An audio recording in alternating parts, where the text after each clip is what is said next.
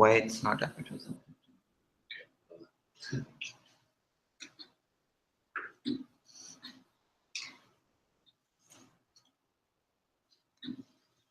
Oh.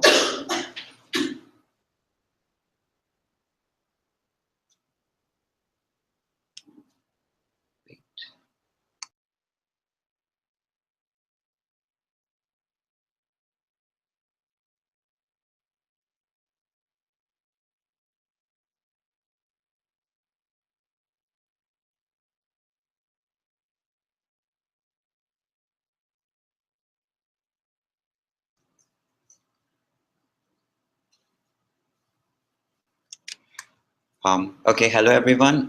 So in this session, so in the first session, we talked about the Bazaar architecture in general, and I gave high-level details about how it works and what kinds of support has been provided by Bazaar in the past in several different learning studies we conducted, both in classrooms and in online learning environments. So we talked about the software architecture at high level detail. We talked about collaborative tutors as well as facilitator tutors. Now in this session, this will be more of an hands-on session, but I will start with the basic understanding of the core technologies which are used in Bazaar, and then I will tell how taking a particular case of an agent, I would explain how to write an agent from the scratch, not only at the configuration files level, but how to add listeners, actors, and other things. So we'll do that. So we will start with actually a demo where we will show the use case for which I would be explaining how to write an agent for that. And then I would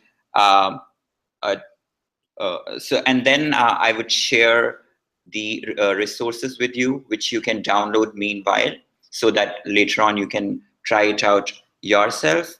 And then I will go through step by step how to write an agent using that, how to deploy it in an online course.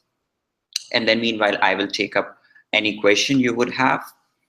And in the end, I would I will share a document with you which will guide you to do an activity and come up with your own agent.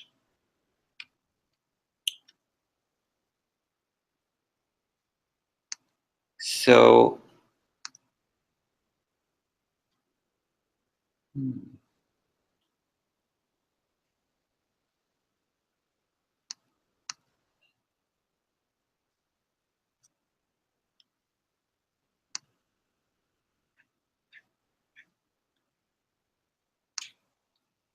meanwhile, I will suggest everyone to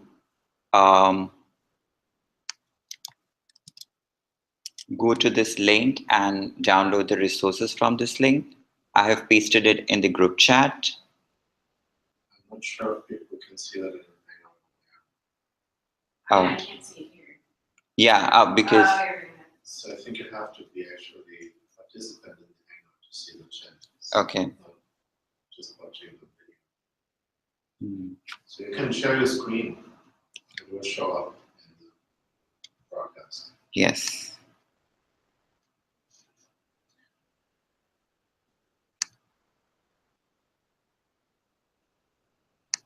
What we don't, until we get the dongle, people could here go to the broadcast too and see that. Yep.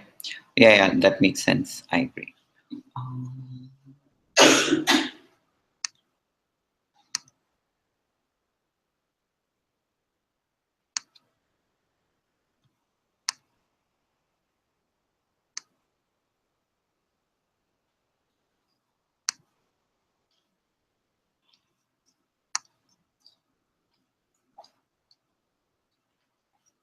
Yeah.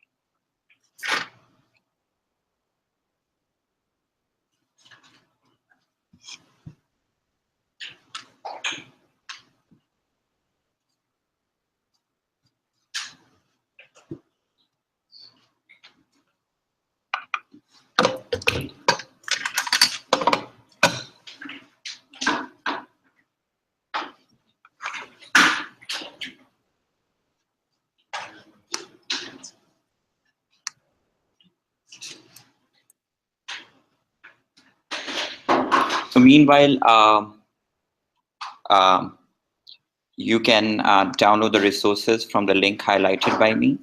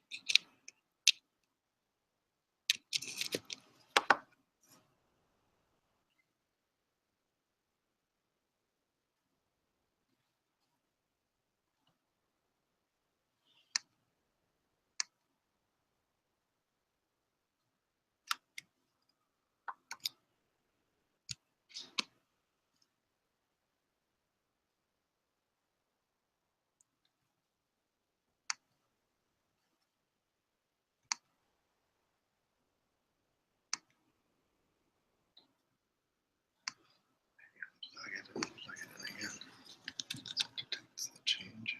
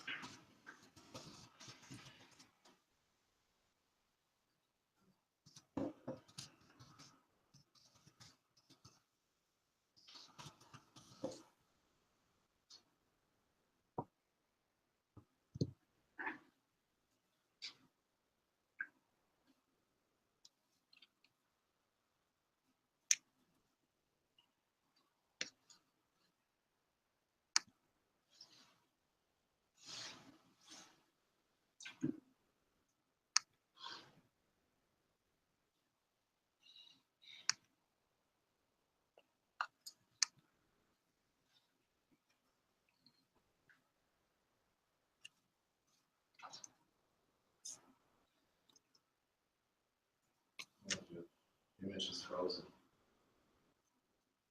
Your screen share. It could have been interrupted by the trying to synchronize. Oh. Should you restart? No, it's okay again. I can see it. Oh, it's okay? I guess just put it on.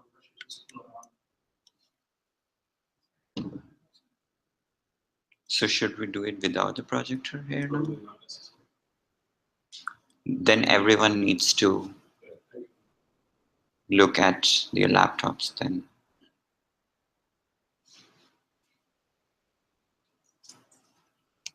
Yeah, because I don't know what's going wrong here.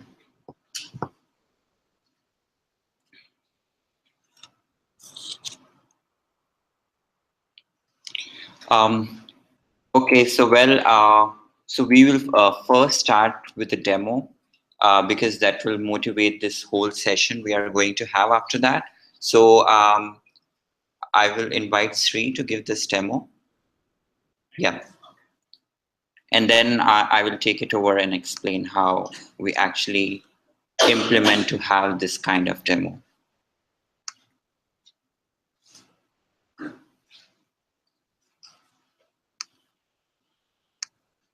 Wait, I need to share this one.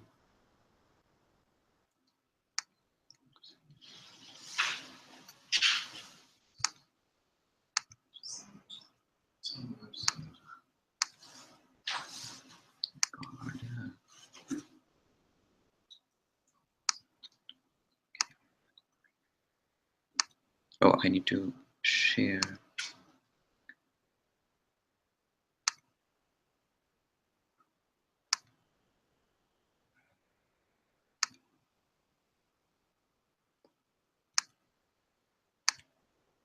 Yeah, this is the page.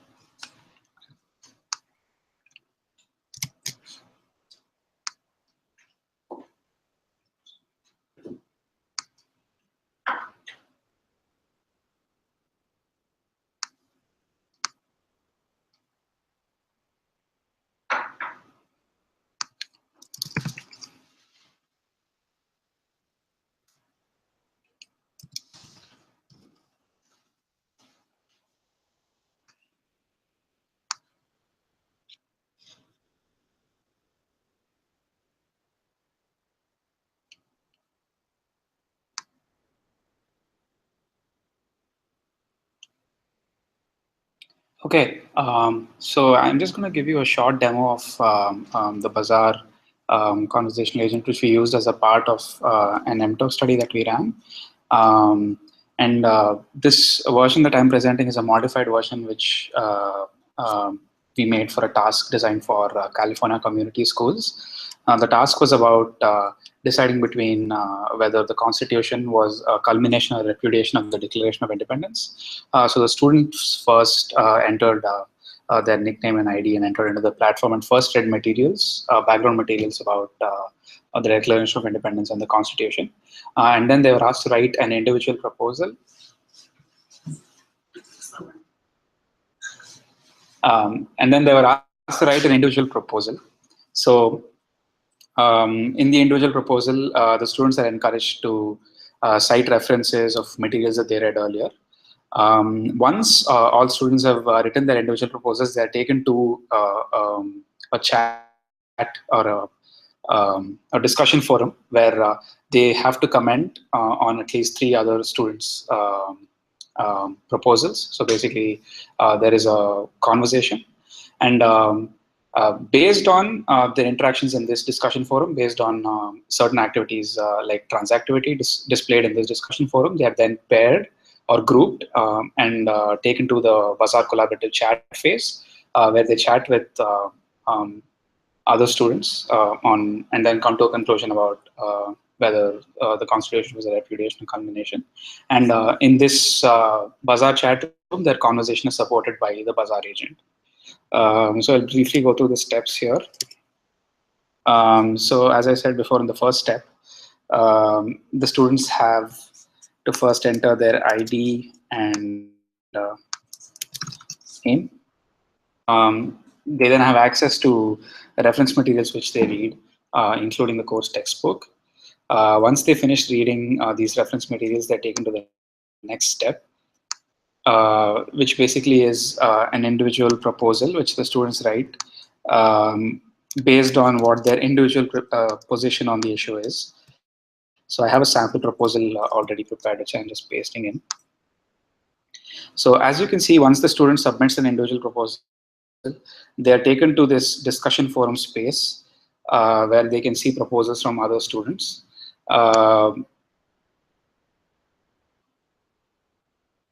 So they're encouraged to reply to these proposals. And I'm just showing you a sample reply. So this is a sample conversation that the students have.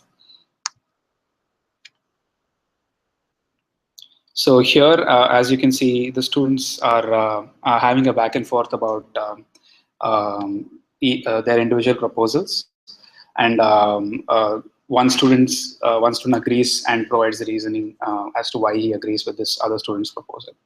Once they're done commenting with on each other's proposals, they can proceed to the next step, which essentially is the Bazaar group chat. So, can everyone see my screen? So the broadcast is a bit slow, so Okay. that's a like lag or something. Yeah.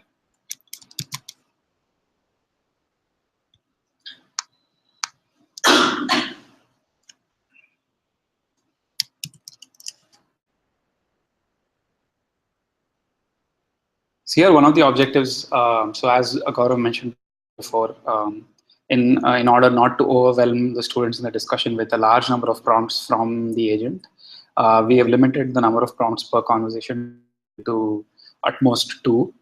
The agent would interfere only in 2 of the conditions, 2 instances throughout the conversation. The first being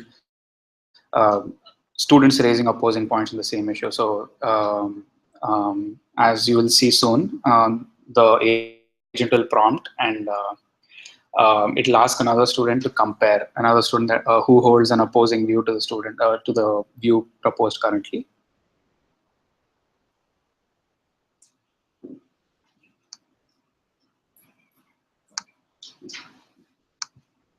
I just mentioned that the agent name is Shu here. Okay. The agent's name is Shu.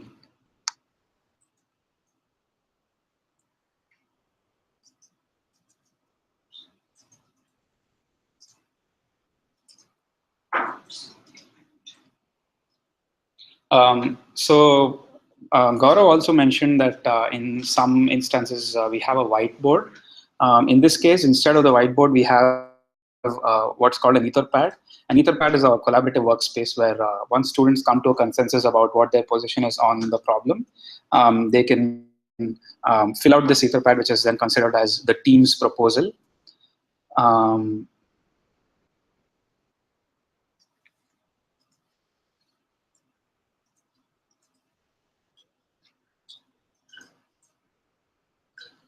So once again, this grouping is made based on our observation of conversations or comments made during the individual proposal phase. And in that phase, we track the transactive conversations and globally maximize transactivity over all groups.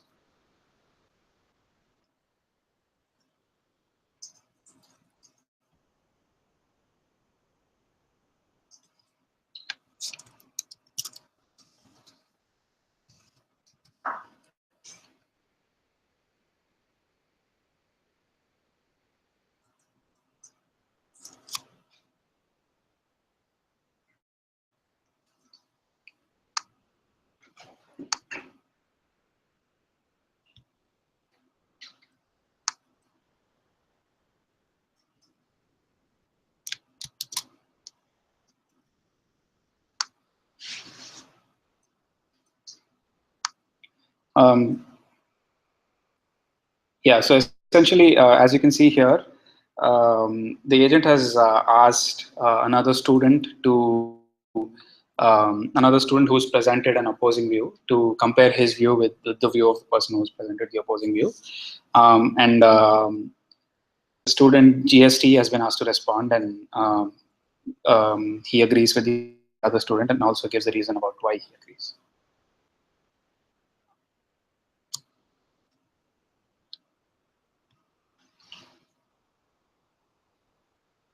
So that was a brief demo of the working of Bazaar inside an MTalk study.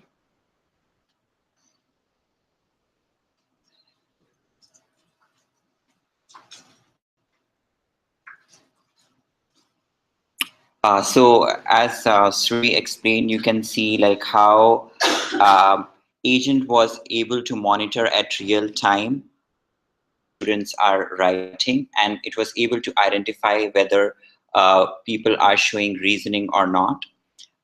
So I will get back to my slides.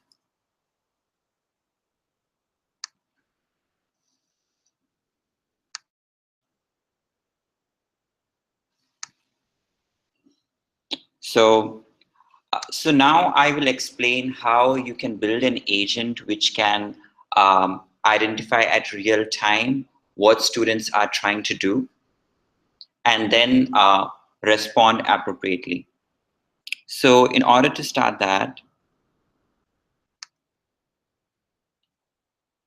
where is my,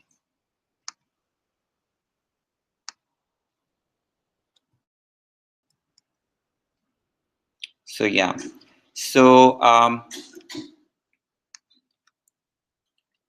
so um, I think I would ask you all to maybe most of you have already downloaded this folder, which is self-contained in itself. It explains the kind of activity you need to do, and it has all the resources you would be requiring. And using this code, I will there is documentation inside this folder, which I will explain shortly, so that you have a better idea what all changes you can make to have your own agent. So if you open that folder, um, there is you will find a document called Atlas of the Bazaar. You need to read this. It explains you what all you need to install before you can start with it. It's mostly Java, so you need not install any software. You on your machines, you can very well play around with these agents. And then there is a jar file called Bazaar agent. This is actually the actual agent, which you need to double click in order to activate it. And then there are all these folders and property files, which I will explain how you can change these and make your own version of the agent. Um, These things are mentioned in the Atlas of the Bazaar, but I'm just mentioning them so that you don't face any difficulty while trying it yourself. But you need to join a chat room by going to this particular link. You can choose any chat room name and any ID you want um, to have your own version of room. You can even share room names with each other so that multiple people can be there in the same room. And when you double click the Bazaar agent .jar, it will actually ask you to enter a room name. You need to enter the same room name which you entered in the link while entering the chat room. And once you do that, your agent will enter the chat room and it will start supporting the conversation inside that chat room. The pop-up which you will show when you will click the jar file will be something like this. And as you can see, obviously you have this option of entering the room name, but you have other options of selecting the kind of behaviors you want agent to support. So you can, like there are several options like for social support or accountable talk moves I talked about in the previous session. Or there are these hierarchical dialogues, the knowledge construction dialogues I mentioned in the first session. There's also a button with Wizard where you can actually uh, do kind of Wizard of Oz experiment where you can yourself be the agent. You can whatever you will type here will appear in the chat room. So you can do that also using this Wizard button. And then I think I should go to the documentation explaining you the code and the property files so that you can understand what exact changes needs to be made here. One thing which I didn't mention was you need to, if you want to use your own model in Bazaar, a classifier trained by you should install LightSight from this link. So Lightside is a platform which include machine learning and feature extraction methods, and you can use them. You can use it for training your classifiers and then importing them in Bazaar. I will explain shortly how to do that as well. So let me start with the document which is present, or wait. So so you all of you have the access to the GitHub repository for Bazaar. Once you download that code, you can import it in the Eclipse. And I'm moving to the Eclipse view now to show you the classes and what all classes you need to add. And then I will come to the configuration files. So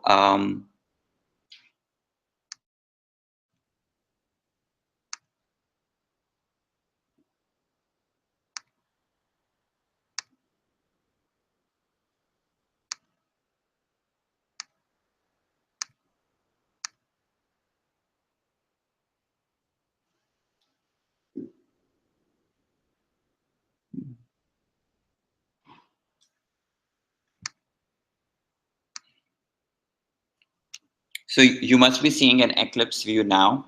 So once you import Bazaar from the GitHub link, which is mentioned in our resources page, you will have all these um, modules being imported except for the one called mturk agent. So I'm showing how to write an agent, which we just demoed right now, how to write such kind of an agent. So you will have all the other modules already there, like the base agent, which I explained at the end of the first session, and you can just inherit those if you want those. But obviously, you would need some additional capabilities in your agent. And one of those is to be able to track users in the chat room, to be able to track the kind of topics they are talking about. And third is to be able to detect the reasoning, whether a student is able to, is showing reasoning for something or not. So, so like, how will you write this agent from scratch? So if I go to the source of this agent, you can see that there are actors and listeners, and then there are a few additional classes. So these are topic and user classes because we want to track user and topic. So we need to maintain state for user and topic. So these are just simple classes to maintain state of users. What's more important here is the listener. So here the listener is mentioned as register. So if I go to this class,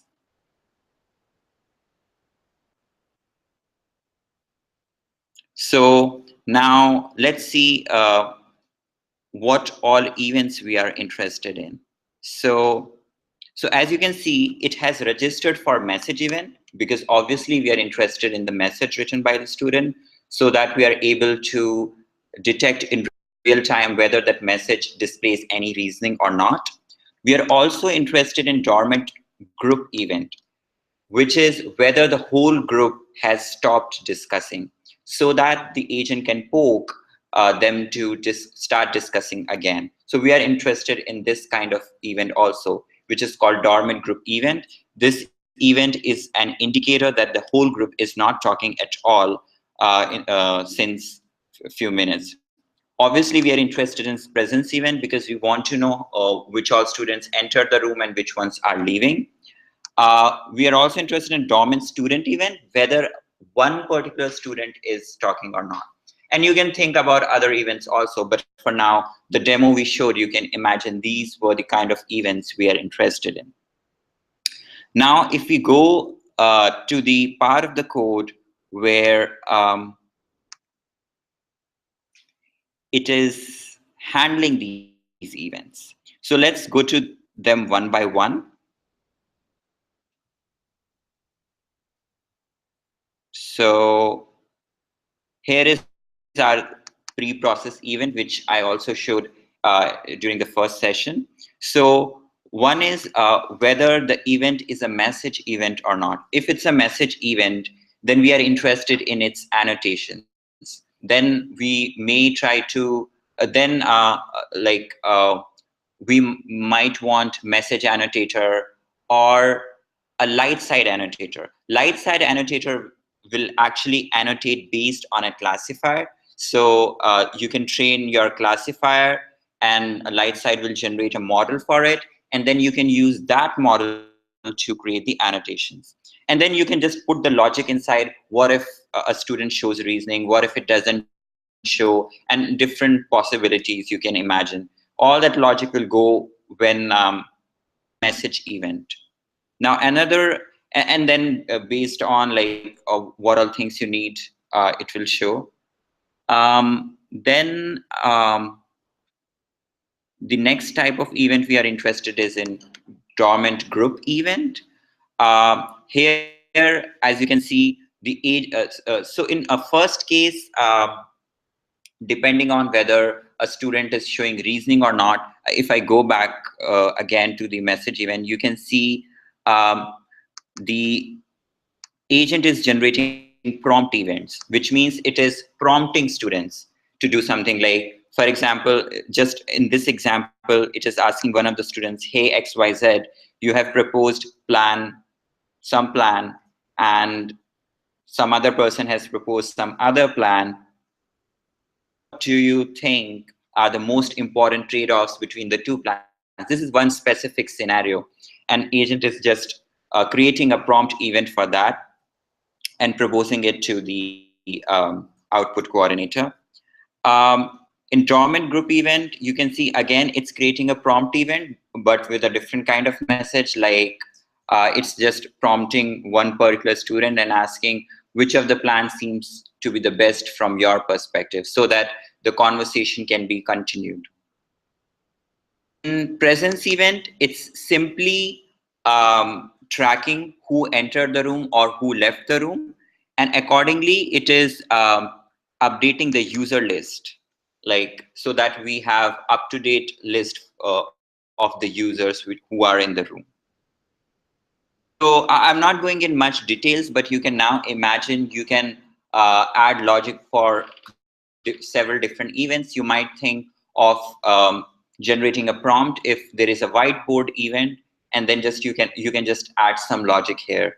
You can have output from different classifiers. So right now it's from one classifier, but you can have like from different classifier, and you can name the events differently: message one event, message two event, or something like that.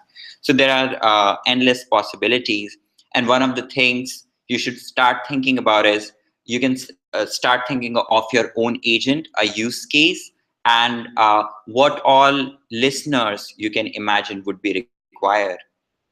Imagine something where whiteboard activities are important for your agent, so then you might imagine to have a whiteboard event, and then a listener which will pre-process the whiteboard event, and then what exactly you will do, what action you will propose for that.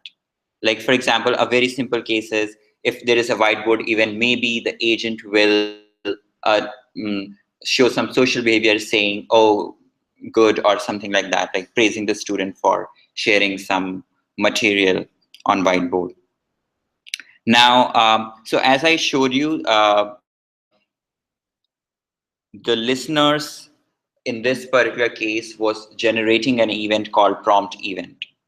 Now, actually, there is an actor here, if you see, called prompt actor. This prompt actor is registered for this prompt event. So I'm not now in the prompt actor code, and you can see here it is registered for prompt event. So and then what it is doing is, as you can see, it is setting a priority for this event, and it's just proposing a message event. So like you get a message event from student, it goes to this mturk agent, and then the agent proposes something, which again is pushed back to the environment as a message event. So if someone shows reasoning, the agent will say, oh, you have showed reasoning, and blah, blah. So yeah, so you can you can see how simply you can have a class for listener, and a class for actor, and you can have some classes to maintain the state of, say, for in this example, users and topics, and you can have an agent here. Now, one thing which I didn't mention is how can we have the annotations from both message annotator and light side. I think I briefly mentioned that in the first session, but in order to repeat now, if you go to the properties, and operation.properties is an important file because here you mention the list of preprocessors and the list of listeners. See, the light side message annotator is the first one. So like we'll first go to the light side, and then it will give you the annotations, and those annotations will be used, and then subsequently other listeners will be invoked.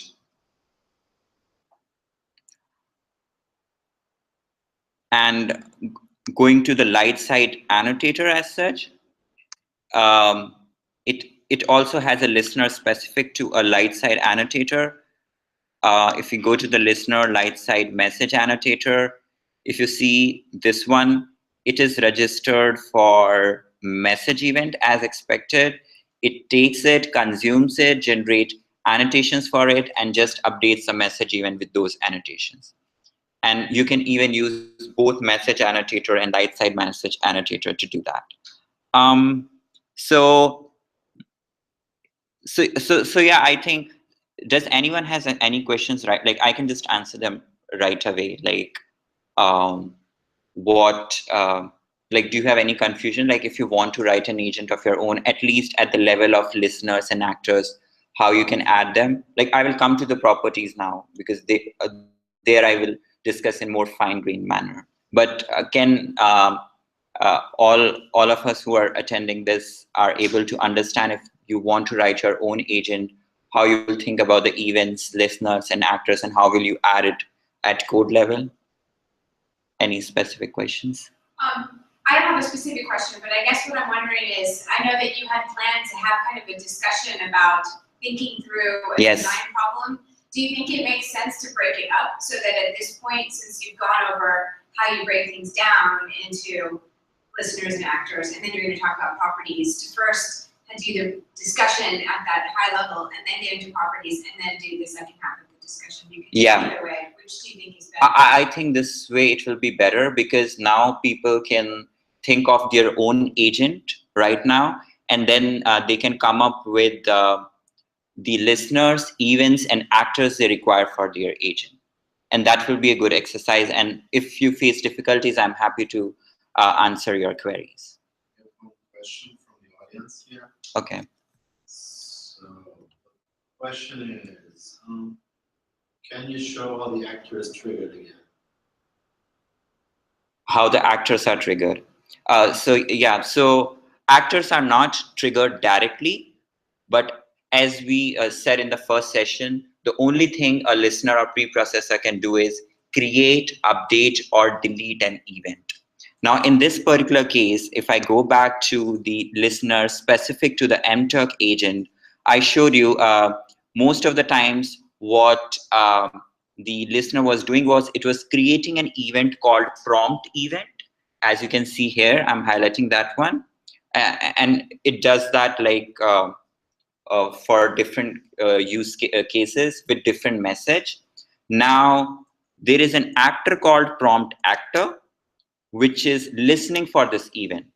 So basically, a message event will come to the listener, which will consume that message event and generate a prompt event. Now, an actor is registered for this prompt event, so it will consume this prompt event, and in return will propose a message event to the output coordinator. So giving you an example, if a student writes a message which reflects reasoning, it will come to the listener. Listener will look at the annotations, and the agent will realize some reasoning has been shown. So it will create a prompt event with an appropriate message like, oh, you have shown the reasoning, can you explain more, or something like that. And then the prompt actor will consume this prompt event, and then it will actually create a message event, because the agent wants to write it to the chat room. So obviously it needs to be a message event. It will convert it to a message event and propose it to the output coordinator. And if output coordinator feels it's the right time to write such a message, it will appear on the chat room. So yeah, it is. So events are basically the message carriers or the information carriers here. So all the information goes through the these events. Yeah. What does the hierarchy look like for structure or taxonomy, I guess, of the proposal outputs, right? So this output manager or output coordinator is going to select things based on their attributes, and there was a way that you could suppress a particular source, such as social versus, Yes. You know, the timing of the macro structure of the script. So I guess what attributes are used there? There's a priority attribute, and there are Timeout. And then there must be like a source. Source. So there are three actually. Okay. Yeah, you're right. So there is source, timeout, and priority. These are the three things. And the source in that case is the actor or the reactor? Yeah, it's the actor. Okay. So like, for example, in this case, if prompt even is accepted, then the priority will be reduced. So next time the same actor will propose that that action, which is message event. In this case, the priority will be slightly less. So I guess my question then is that if you have multiple actors, you have to ensure that their behaviors or the kinds of things they might propose are going to be perpendicular in the sense that, you know, the suppression of one is sufficient to ensure that like outputs are not going to be proposed by the others. That's ideal, but I would not say that always happens. So that's a kind of design decision you need to take. So this will not be there automatically, but you need to think yourself, and it's important to think that way. So yeah, that's something when you design a complex agent, you need to think about these things, that if you suppress one behavior, will it impact the other actors in any way? Ideally, it should not. As you use the correct word, it should be perpendicular. But yeah, that's something you need to take care of. It's very easy to make mistake, and you might end up suppressing not one actor, but an identical one also. In which case, maybe you don't need that identical actor, and you can just merge them into one actor.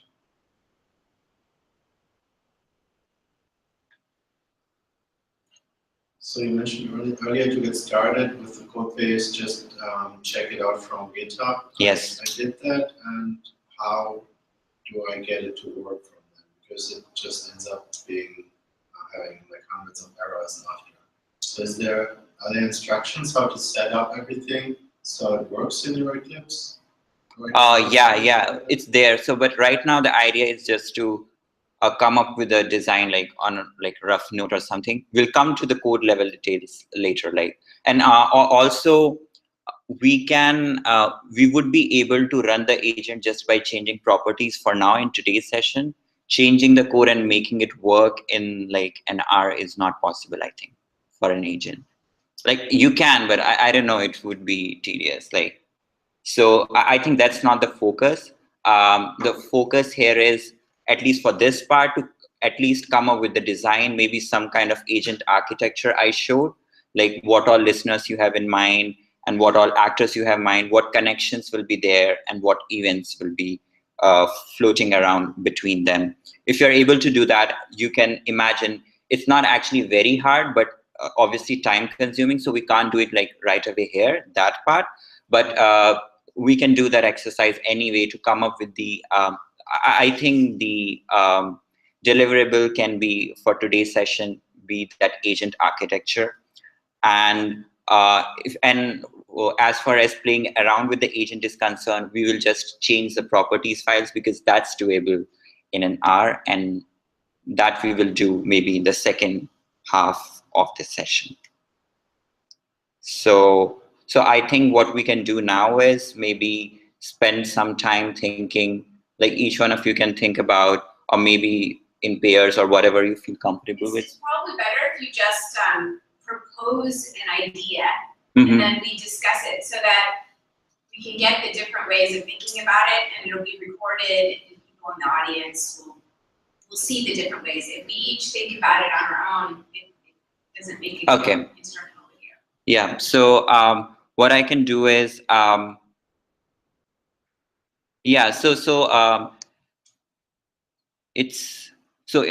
the atlas also it's mentioned the things you can do, but I'm telling it verbally also so that everyone knows it well. So the case study we are trying to, so I showed like how we showed the demo how an agent can be used to monitor whether someone is showing reasoning or not in real time, and do and respond appropriately. So, and in the first session, I showed how Bazaar's capability can be exploited to handle multiple streams. I gave the example of programming tutor, for example. So one use case can be where it's not program, but something else. Maybe they are manipulating data in some way. They are working on a project where they are manipulating data. This data can be for anything. Maybe they are doing analysis, they're doing some kind of a controlled study. They have several variables and they're trying to, one of our audience is actually Toysin. She's attending this session, and she's actually trying to do a similar kind of exercise where students are responsible for selecting a good astronaut from a pool of applicants. And for each applicant, you have information like age, their family size, their educational background, their health background. There are 4 or 5 factors, and they also have the actual data, like for say 30 to 40 applicants in the past. And now using this data, they need to figure out which factors impact whether a person will turn out to be a good astronaut or not. So it's a simple, like you control a variable, like you control other variables and just check whether a variable has any impact on the performance of astronaut or not. And you can imagine people can do that kind of analysis using any kind of tool, like maybe a spreadsheet, or you can think of any kind of tools. So here you can see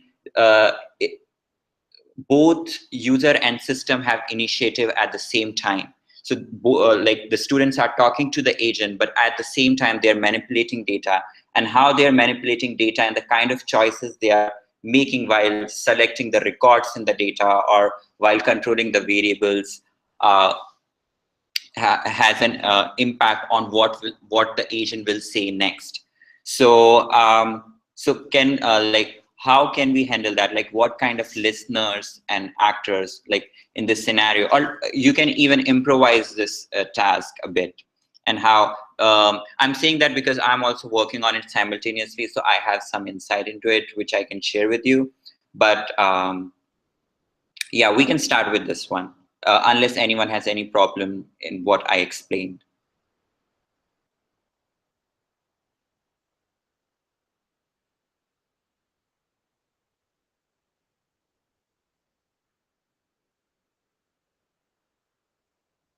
Yeah, so I don't know, how much time should we spend thinking about it, and then we will discuss. I would say give it like 15 minutes, but if it seems like you need more, then... Okay. Yeah, so I think 15 minutes is fine. We also have a board, we can use that once we... You have a camera on your computer, right? Yes. So then you can actually get it so that it's easy. Yeah, it's possible. I will just make it, yeah, it can cover a bit. Okay, let's discuss 15 minutes. Like decide for 15 minutes what kind of listeners and actors and events, and what kind of agent architecture will come up in your mind. And I can start drawing something here so that it's helpful for you, and then can discuss it further. And then maybe for the same problem, we can discuss about the property, the configuration level details, the dictionaries and properties. And if you want to deploy such an agent, how will it work? Are we trying to support the student in actually testing out this idea in some kind of, I mean, you mentioned that there could be other various different tools a student might be using on the side. Is the idea that they already did that and now they're just discussing what they did? Or is it that in the chat they're talking about what they're doing while they're doing it and then support is going to be offered by the agent as they're using it? Yeah, the support will be, so the idea is we're trying to complicate the problem a bit. The whole idea is right now we were only talking about message events or 2 or 3 kind of events which were simple. How can we handle the events if they're coming, like they're getting unfolded asynchronously? So they are manipulating the data, but at the same time they are talking to the agent. How will we handle that? Do we need separate listeners or one listener will be enough? Or what kind of actors? How can what are the different ways the agent can respond? Is it only through dialogue, or maybe there can be some activity in the data manipulation, like in the spreadsheet itself? Can agent correct the students that you are actually not controlling all the variables for this experiment or something like that? So I would think as part of the design, the first thing you would do is think about the prompts that just structure the task, right? That you want to give to the students so that you know what they think the activity is at each time. So are you giving that to us or are we supposed to design that? Yeah, I can give that too, but I don't know. You can design on your own also. I have something, but the kind of prompts I can show. Just to guide the discussion. I think that we don't know where we're supposed to start. Yes, I can do that. I can just share.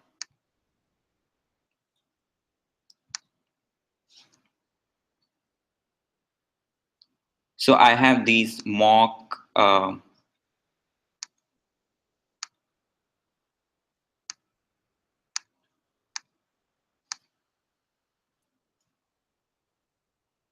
yeah, it will just give you an idea, but you can change it if you want to.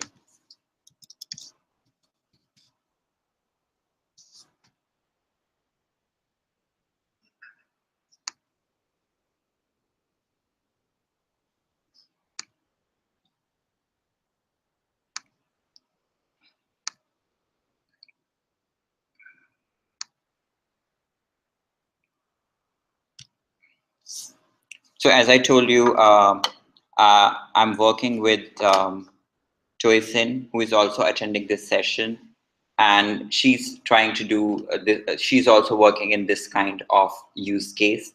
And so we both of us have some mock-ups for how such a scenario can look like. So that can help you understand like what I'm trying to tell. So let me just share the screen with you.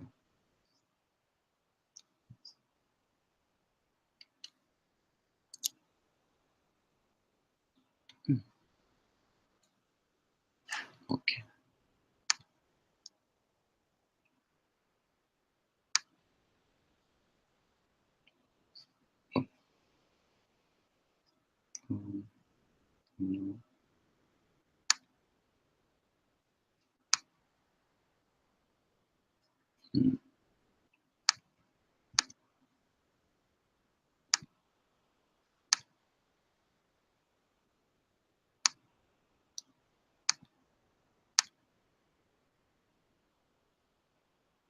Okay. Are you able to see it on your screens? I see your face. Once long, it's just a 10-second lag.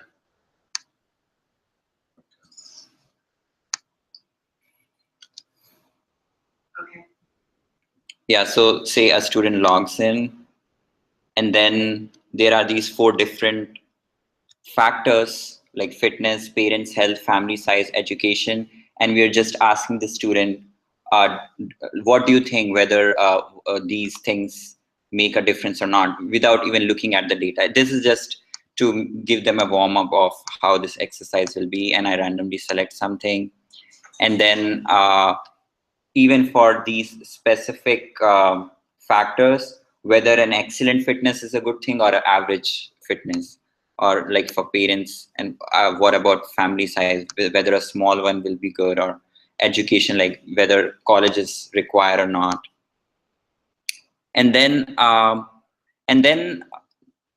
here the main activity starts. Now we are asking them to select a record, like based on like so for example, I want to check whether what if the fitness is excellent, parents' health is excellent, family size is large, and college education is there. I want to see a record like that to make some belief about what will happen if these all these factors are excellent, large, or something. And it showed me some record, and it showed, like, for example, I have chosen excellent fitness and excellent parents' health and small family size and no college. We have seen the performance level is C. So obviously I can't just make out anything just by looking at this one record, because I don't know what factor actually degraded the performance, whether it was because family size was small or whether because the education. And as you can see, there are some prompts like agent can just discuss, why do you think this record is good or bad, and student can just reply something, like student can just answer. And then agent asked, now that you know how to select a record, why don't you start figuring out whether fitness matter by choosing one or two cases? How many records would you like to see, one or two? Now ideally the student should say two, because just by looking at one record you can't know whether fitness is good or not. So what you can do is you can control for like other factors and just change fitness. So you would pick up two records, in one in which fitness is excellent and one in which fitness is average, and keeping other factors same in both the records. And so that's the kind of thing we want student to do, and we want to support them in order to do that. So you can even think about knowledge construction dialogues in order to do that. If they say one, then agent will maybe let them select one record, but they will not be able to figure out anything, and then they will come back and select two. So say here student says two, and oh yeah, these are the static ones, so it doesn't change with the responses for now. And then yeah, it's showing another record, but like you can also see like two records like this. Like this is the one record you have selected. Then you can select the second record, which ideally you should choose. You should keep the parents' health as same, family size as same, college as no college, but fitness instead of average you should select excellent, so that you have two records. And then so as you can see, now you have two records. In one, fitness is excellent, and in one, fitness is average. And performance level is A if fitness is excellent, which tells fitness is important for being a good astronaut. Like this is a very simple example, but imagine, yeah. So Is a large family really count? Becoming a good astronaut? yeah, I don't know, like you can have a look at the data and You have to figure be a out. team player. If you were an only child, that's bad. Yeah. So yeah. Yeah. I checked that. It's just some dummy thing, yeah. But you can imagine, yeah. Okay. So,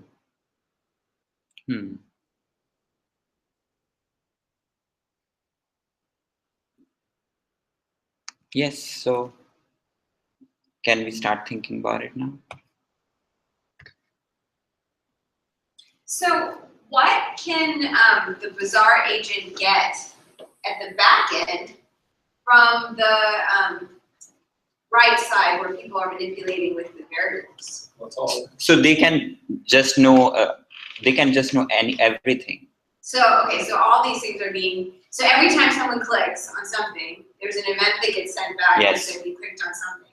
Yeah, so does that mean that the agent, the Bazaar agent, has to keep track of clicked or not, but how to interpret what that means in terms of experimental design? Exactly. So all that logic has to be built into the agent. So that would be in the part that updates. So some listener, when it gets that click, updates some internal state diagram thing. Yes. You have to implement. So the example I showed for M2X study, we were keeping track of topics and users. Now here, again, we will keep track of users like the students, but instead of topics, we would want to maintain states about these, like what does, like somewhere we need to maintain the information, what these individual things mean, like all you these. have to know the whole series of experiments they ever did in this environment, right? It's not just what's clicked now. Yes. But if you wanted to know you were just manipulating one thing at a time, you'd have to look at a series of experiments. Yeah. So really you have to develop a whole representation for running experiments that you will be updating. Yeah. Unless you can break it down, break the task down further so that each time a student is doing something, you've already set a context. So yeah, that's what I actually did right now. So like you can imagine it to be a tree, so you're just reducing your search space every time you're going down. So you need not keep track of all the possibilities. You just keep on reducing the number of possibilities.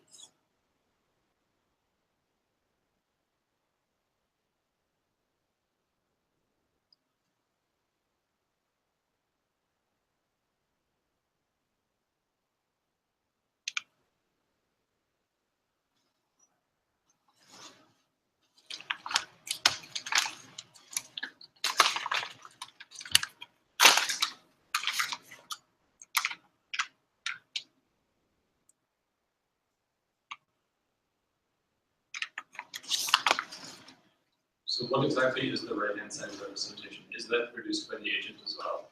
Or is that? The right-hand side? Yeah. Yeah, these are like, you can just assume these things can be very easily done. It's just picking up a record from database and generating an HTML for it. So data is already there for all the possibilities. So there are basically 3 factors with 2 possibilities. So 2 into 2 into 2, 8, and third one is 3, 8 into 3. So we have 24 records with us. So there are 24 different possibilities, and we have the performance level for all 24 possibilities. And then it's as simple as just.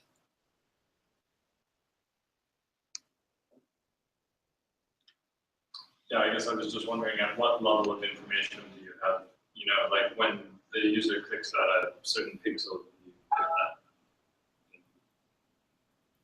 Or do you get an event that says they clicked on X box or something? So Toysin is asking if she can join this through voice. Yeah. Why don't you give her the link to your hangout on there that you clicked on? Okay. And it should work then, right? I would think so. Yeah.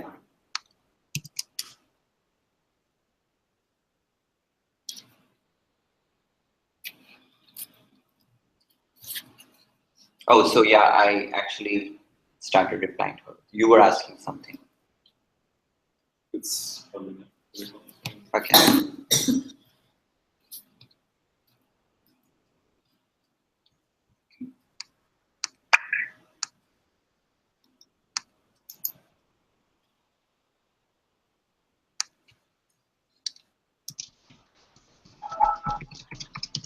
Oh, so yeah, started.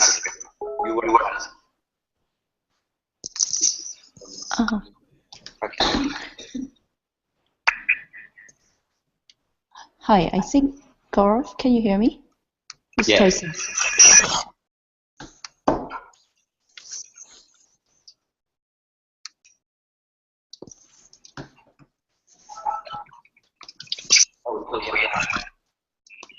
There will be lag. I think it should not work as good as it works in a normal Google Hangout, right?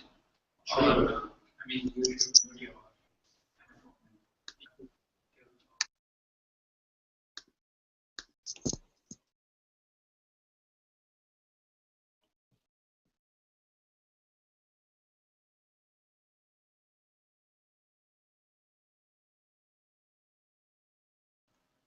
Joey, if you have any questions, you can ask now. Yeah, I think I'll just wait a little bit and see what where the discussion leads to, and then I'll ask more questions then. Is that okay? Fine. Yeah.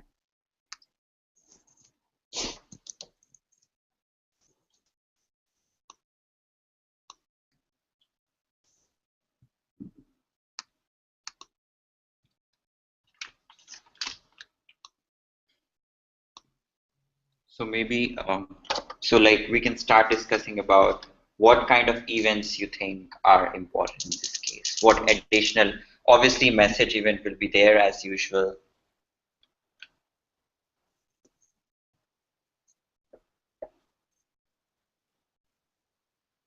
I'm just thinking if I remove the screen sharing and,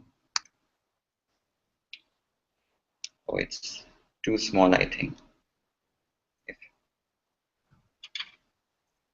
Is there a,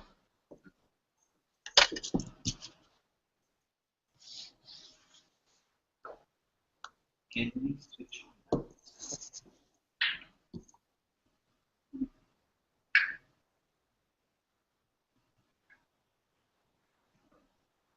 Do you need more pens? Or do you? Yeah, I have one, but there's only one. I think I can manage with this one. So.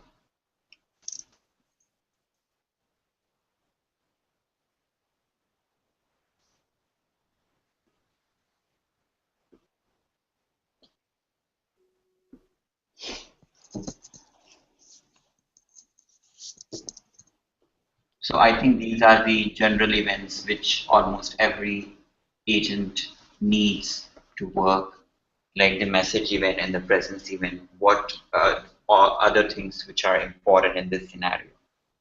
So now here, instead of whiteboard, we will have some kind of a tool, which maybe a spreadsheet can be there or some kind of visualization I was showing. So yes. So I was thinking about what if we want every student to use a web camera, and the agent can observe the students and see like whether they're paying attention or not.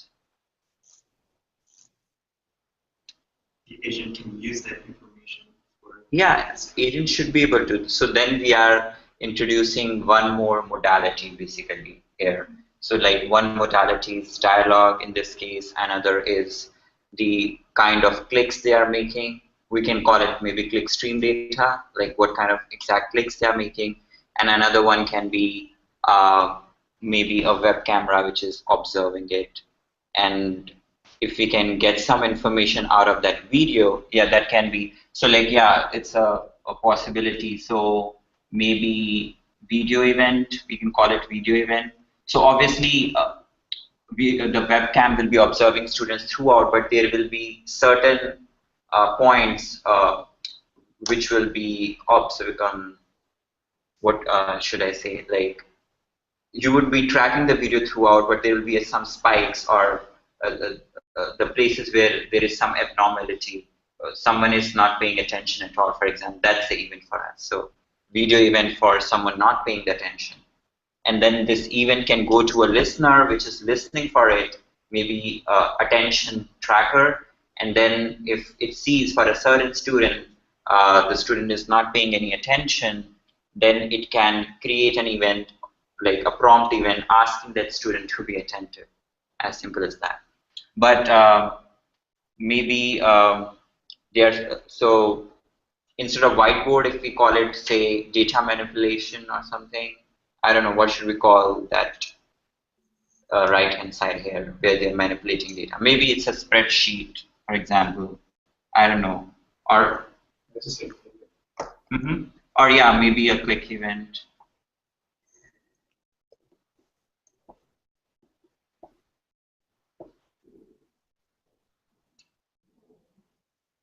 So these are the events one may require. And obviously we need to maintain the state of users, which all users are. So we also need to maintain states like about users, which all users are there in the room, which are not there. We need to, and in this case, maybe instead of topics, here we're not interested in topics, but the kind of experiments they did. So there are several different experiments, so maybe we need to keep track of experiments. And what else? There is some information we need to keep track of. Yeah, it will be just data, like from where we will pick up these different records based on what has been clicked. So if there is a click event, now a click event will carry some information with it. Like maybe in this case, the kind of mock-ups I showed, so there are 4 factors. So it will carry with it, like for those 4 factors, which option was selected. For this, maybe A section, A option was selected for this A, for this B, and for this A again. So this kind of information. And then there can be listeners, obviously. So obviously there will be message annotator and presence watcher like previous agents, but in this case you will have, say, some kind of click listener. So one of the questions which should have the logic for all the, and not only that, click event will also have information about whether no, I was, so actually even in message event, they can, like how many records they selected, whether it was 1 or 2. So maybe we can make it a different event altogether. I guess what I was saying is that a click event, when you go to select a record, you either select the left record or you select the right. So when I said click event, I'm just thinking about when they click submit. And then whatever they clicked before submit is just part of that click event. Like for example, here they selected A, and then they clicked submit. So this click event will carry this information that they selected A, and obviously because we are maintaining a kind of a state transition diagram, this click listener will maintain that. So we know where exactly the student is in the experiments and whether this thing fits into it or not. Maybe the student said, I will select 2 records, and he selects only 1, in which case agent should be able to say you need to select 1 more. Gaurav, so that we want to, I think Joy is saying something. Yeah, I think one thing to think about is the click.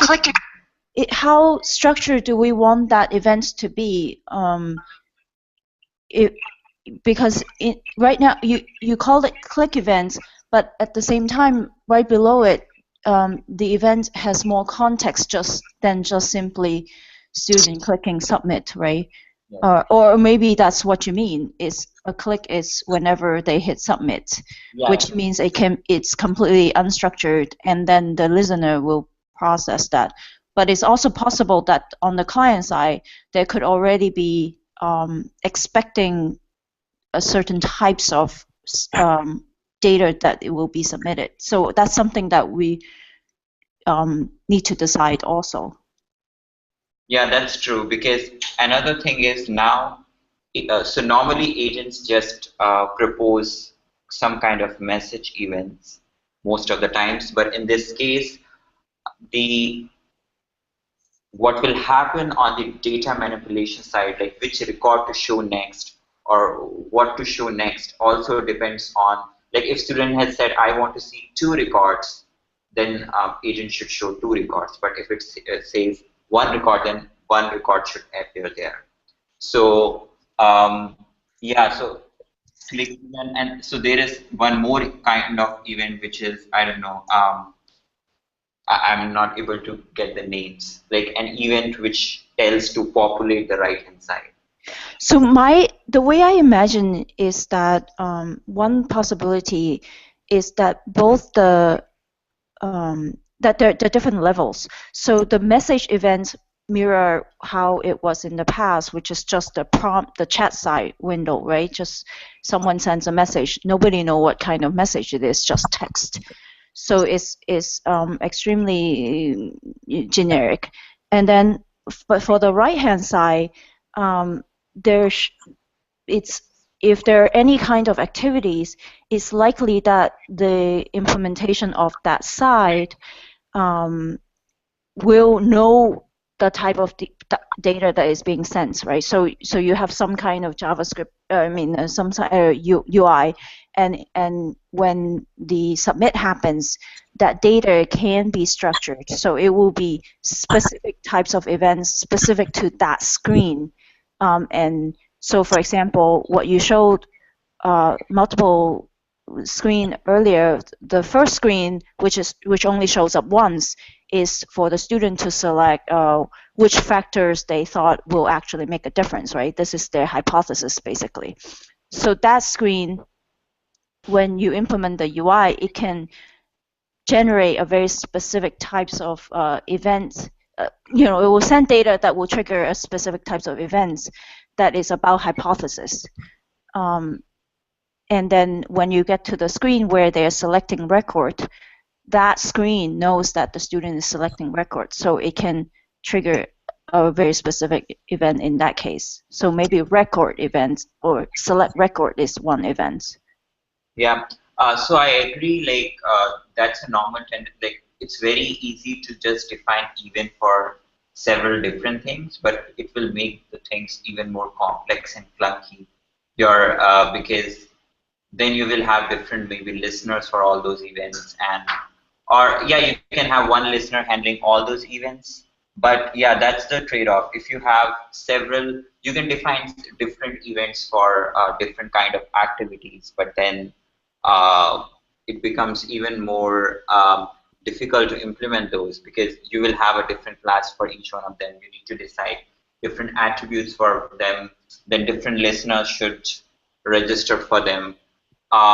Like a good way can be to generalize, like for example, any event like in this case is just selecting these 4 options most of the time, and I think I feel this is the most appropriate way to define an event. It's a generic event where you just submit and you have made some choices. That's what is being done most of the time in this activity. So there is a click event. And then depending on what's there in the event, listener should decide what exactly should be done with this kind of. And, okay. Can I just clarify? Sure, I understand. So you're actually, is this when you say AABA, is this kind of mapping to a regular HTML form, just like a pair value, name value pairs? Yes, yes. Okay, I see. That makes sense too. Yeah, and then let the listener handles it. Is that what you mean? Yeah. Okay. Okay. Yeah. So, and then message event can handle another thing like, yeah. So message event can obviously handle messages, or yeah. I think now you people should speak up. Like, I must be missing something here. What else is actually required? Is just this much is enough?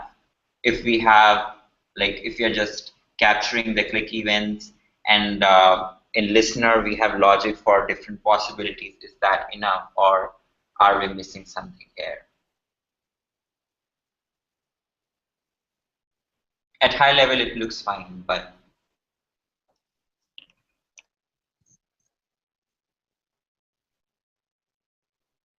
are we wanting the agent to just notice whether a student is following the strategy, or do we want the agent to be able to give a suggestion for how to change what's there in order to bring it in line? yeah, so that's why I always feel to provide them with a directed line of reasoning is good. So we should allow them to do whatever they want to, but eventually they should come up with right strategy, because here there's only one right strategy to find out if a factor impacts the performance or not, and they need to do it for each factor. And the thing is, maybe they will struggle with first couple of factors, and then they will realize, oh, for each factor I need to select 2 records, and in those 2 records the only factor which will differ is the one for which I'm trying to know whether that factor impacts the performance or not. So in the beginning, maybe the student will just say, because I think it would be, I don't know which standard students, like maybe primary school, not primary, they would not be able to do this kind of analysis maybe, but they might think of just selecting 1 record, and then they will realize with the help of agent, oh, 1 record is not enough to know anything about a factor, whether it impacts the performance or not. So like, yeah, I think it's very similar to knowledge construction dialogue in that sense. So depending on whether student is going in a right or wrong direction, the agent will provide the appropriate support. Yeah, I guess I'm having trouble thinking about how you can do it as a directed line of reasoning, because unless you assume there are no interactions between your variables, so if you're trying to test one factor, that it doesn't actually matter what the other ones are said. If that's true. So for you can't assume that, then actually every combination is a possible Yeah, state exactly. that you have to deal with. But it seems like the state space is too big. Yeah, I agree, but I think we are assuming that these are like, there is no interaction between them, and you just need to find out. I think, yeah, but yeah, it can get even complex when factors interact with each other. Then, so these are 6th graders, so that's I mean the program was targeted for 6th graders. So that, yes, in this initial phase there's no interactions. That's a good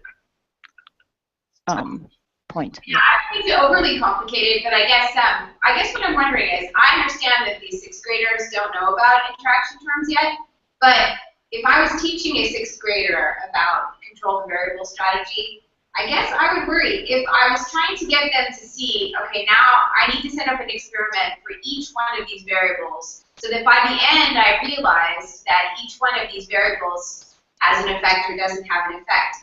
If I left them with the impression that it's always possible to run an experiment manipulating one variable and you can just ignore every other variable, how it's set, then does that set them up to have trouble later when they learn advanced statistics?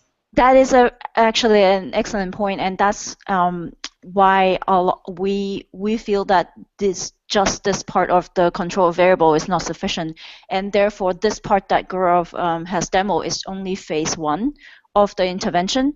At phase 2, the right hand side that you show where they select record, instead of 1 by 1, they will actually see charts. And at the moment with the 6th graders, we're not considering interaction effects, but actually in the past when we did it with older students, those charts they actually do have interaction effects. And in fact, in this case, what you're seeing here is completely, there's no probabilistic in it. And in the real life, we could also, or in the past, what we have done is that the data actually also include probabilistic. So you really need to look at the chart, and you can see interactions, you can see trends, rather than just, if you pick excellent college, is always A, so that kind of thing. So you're absolutely right. This is a very beginning foundation step of the skill that they would learn. And it is just like knowledge construction.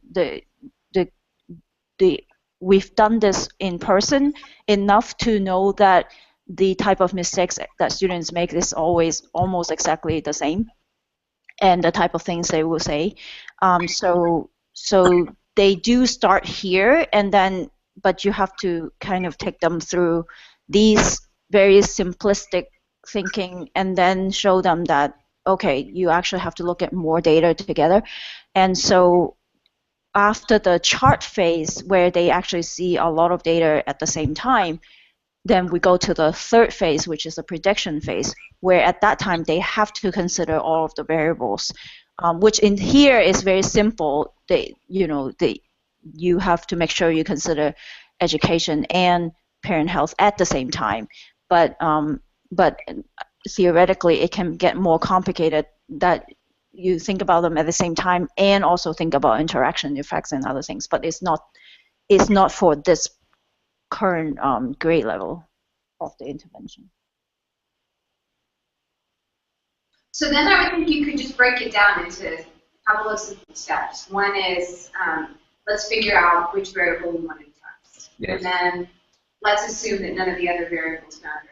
And then let's just manipulate that variable. Yes. So then I guess you just have to have a path for each of the four variables. Yes. I don't think, I think you don't necessarily like control all the other variables to show the change in that variable. For example, if you show that for that variable, the two states have different status, and when you change another variable, it has different effects. They don't need to learn that there is an interaction effect, but they will know that when the two variables are at different combination, there's like the effect isn't always consistent. To show that they don't have any effect, you're saying they know it without even controlling others. Are you correct? Yeah, I mean, like if they have different combinations of the two variables, they will know that when we don't control that variable, the effect isn't consistent. Mm-hmm. So that they will know there is the combination of the two variables, but they don't necessarily learn about the interaction effect. Yeah, would they have the opportunity to make enough observations though that they sounded to me like they're just setting up for observations? Yeah, and then they can make mistakes in each one of them. So like the tree is like it starts from here for each variable, and here they can say we will only observe one record, which is a wrong path to go. And there is a path where they say I will check 2 records, and then when they check 2 records, they can select the records correctly where they are actually keeping the other factors same. So that is the correct one. And then there is the possibility it's incorrect where agent will correct them. So this kind of tree for each factor. It's very shallow. It will not be very deep actually. So you need also a flag somewhere that says we already did this variable. Yes. Because you don't want to do it. Yeah, so that's why we are maintaining the state of experiments, what all experiments they have done. So by experiment we mean which factor they have already analyzed, and so that they don't repeat it. So yeah, that's again like the unanticipated, like if they have covered this already and they again say we want to test this, they will just go here and they'll say you have already done that, why don't you try it? I see. But then it doesn't have to be a tree of that complexity, right? It can be kind of like what you did before, I guess, for the studio audience.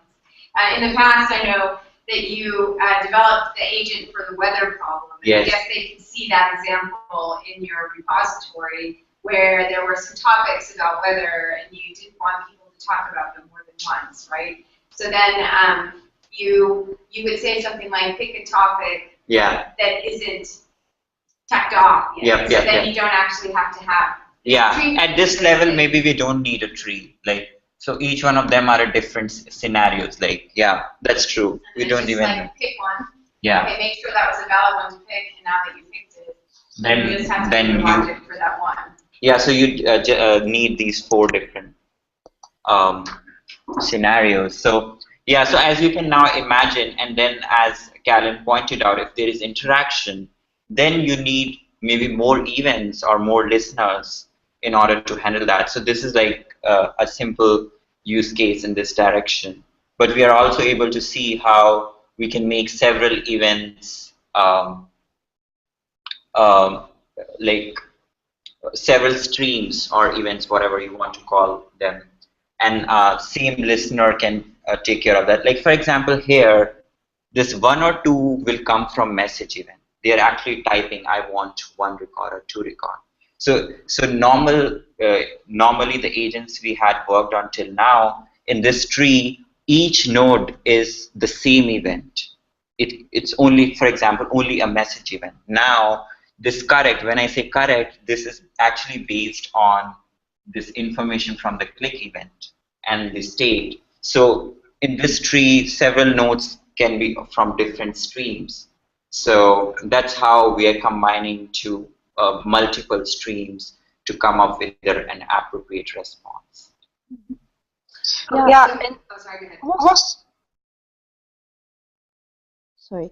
What I was going to say is also here we now may need to consider both at the same time, right? The prompt and the click events, because the student might. An example, I can't think where we need both at the same time, and in this case actually.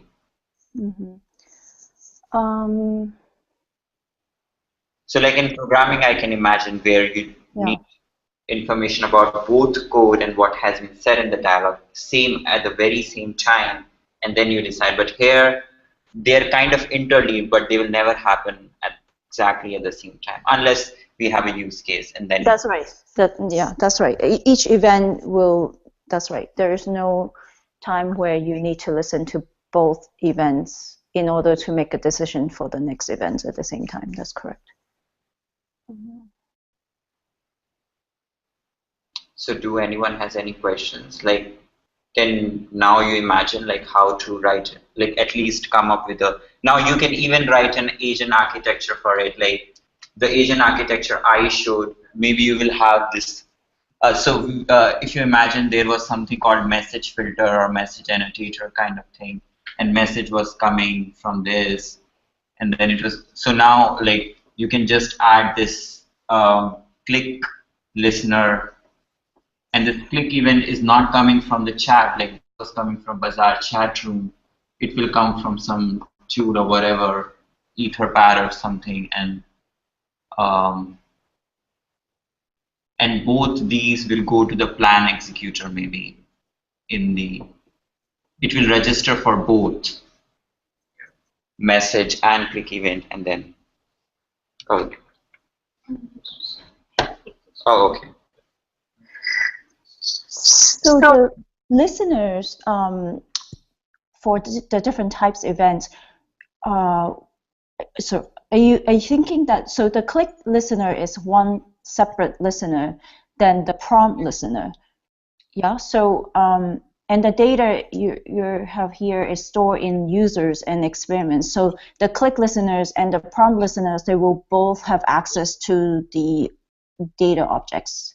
Yes. Users and experiments. Yeah, that will be normal logic, like time patterns we normally use. Those will still be there in this. So yeah, that I'm not focusing on because that's. But so do you think we should move on to the configuration part and how exactly to deploy? Can I just confirm the coupling here? Make sure I understand in terms of where it decouples and where it couples.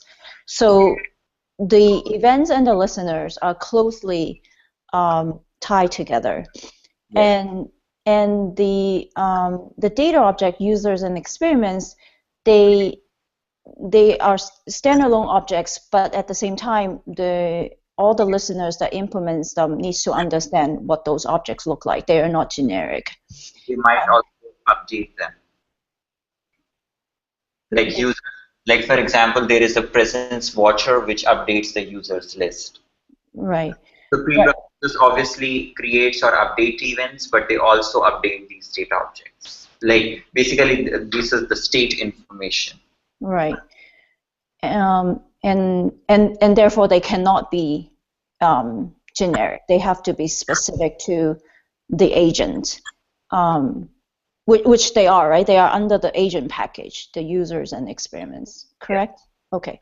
Yeah, agent specific, whatever I talk about, I'm not talking about multi-agents at all, yeah. Right? Okay. There's only one agent. Okay, so here, so Bazaar is, so there's the base agent that implements the message events, but here you would extend that base agent in order to handle the click events.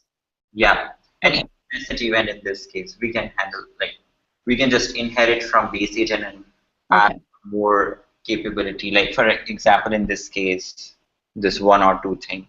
Okay, so we're only talking about inheriting from base agent and then maybe making use of other agents, but not that this new agent is going to interact with the message event, the agent that handles the message event. The agent itself knows how to handle the message event, correct? Yeah, I didn't understand, but so whenever we create an agent, we just inherit base agents so that we have the basic capabilities with us. Yeah. If we want to modify some of them, we can do that as part of inheritance, and we can add the new ones.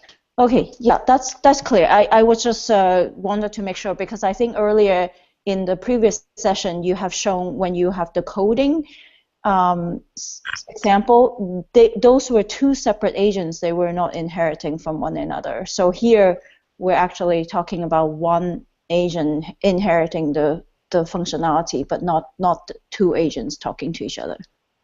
There were never 2 agents, I think. Maybe you didn't. Oh, I see. So okay, so even when you were doing the programming instruction example, that was still also just one agent handling that specifically? Yep. Okay. Okay, so now I think I can move on to the configuration files aspect of it, and then I will explain how you can create a jar out of your agent and how it can be integrated in the client, and then how you can actually deploy it in an online course. So let me go through that now.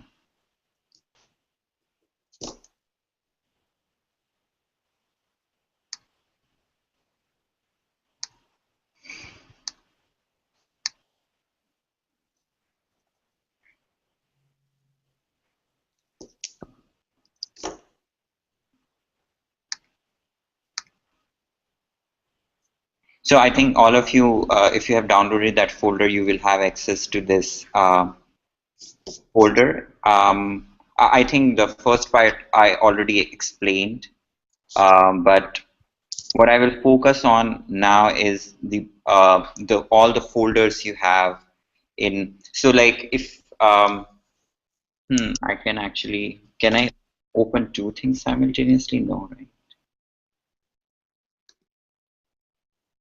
So, okay, anyways. You can just share your screen instead of application. So that you could broadcast whatever you have on your screen. So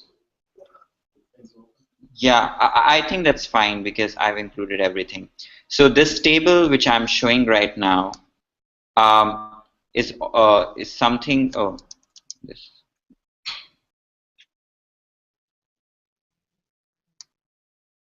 Yeah.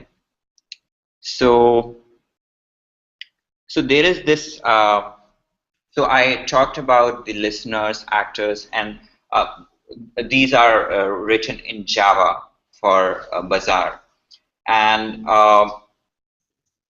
they can be actually exported as a jar from Eclipse very easily. I can show that to you. Maybe actually I should share the whole screen so that I can switch quickly between.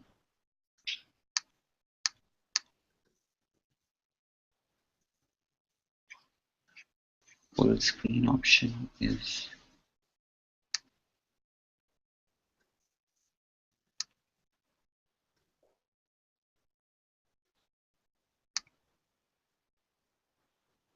Are you able to see the Eclipse now? Okay.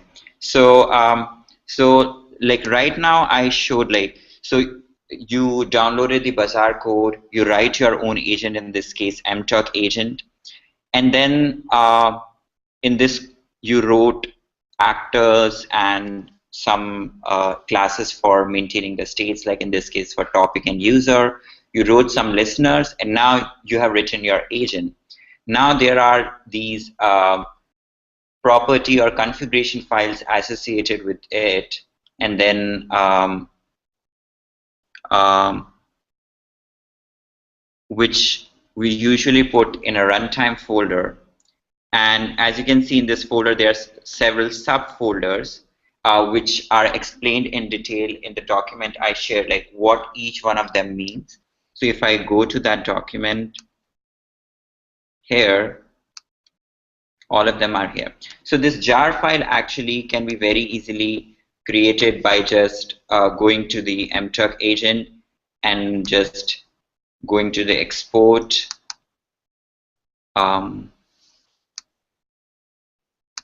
Java and runnable jar file, and just telling the launch file which is there in this agent, which is this, and you can also decide a destination where it should be stored.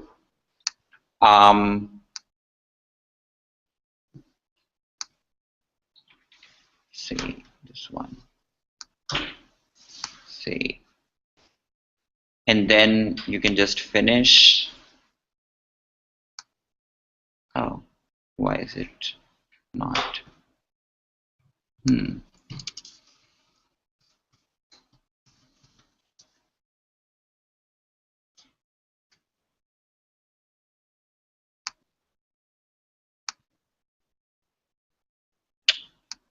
Why is it not creating the jar file?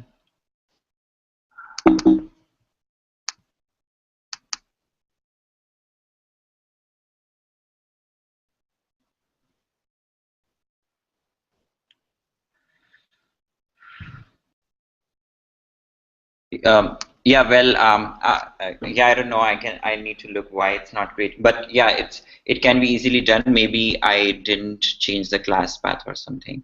But you can create a jar file, and which will be similar to what is mentioned here, like Bazaar agent, which you can just double click, and you can make it join some chat room. It can also be automatically done, which I will explain shortly. So it's not like you will just sit and keep clicking these jar files in order to make them join some chat room. Then there are these property files, and most important of, you can go through them, there are a lot of them, but the most important one of them is the operation properties file, where you tell what all preprocessors or listeners you want. I already showed it to you. So these are the properties files. There is something called plans folder. In this plans folder, actually your macro scripts exist. So like, for example, in this case, so the example I showed, the only macro script here was where agent enters the room and tells that you need to use the space to do the discussion, and in the end for telling like thanking for the participation, like just 5 minutes before the end of the activity, it informs users that okay, now we are ending this activity, so please write your proposal on Etherpad. Like in this case, the macro script is as simple as that, but you can imagine if it's a reflective chat exercise for a week in a course, it will have several prompts with you know, delays, and so like in this case you have only 2 prompts, but you can have more than that in a weekly exercise for a course. And the last kind of step is logout, is just to tell that agent should log out. And if you go to the PDF, actually there are more type of plans possible, which is explained like later on. So macro script. So prompt is just simple message. Greet is for introduction, like introductory message, and logout is there. Something called dialogue also, which is the knowledge construction dialogue, which you can trigger as part of macro script also. So if you want every student to go through a knowledge construction dialogue, for sure, you can just put it in the macro script and it will happen for each and every student without considering what's happening in the conversation. So all that comes into the plans, and obviously you need some templates, so all those exist in this folder. The next folder is dialogues, which is very important if you want knowledge construction dialogues to exist in your so I have some examples actually here. Let me show you. So this is an example from a weather MOOC actually. So so I showed you some examples in the first session where people were talking about low pressure precipitation or low pressure temperature. And depending on what topic students were talking about, that specific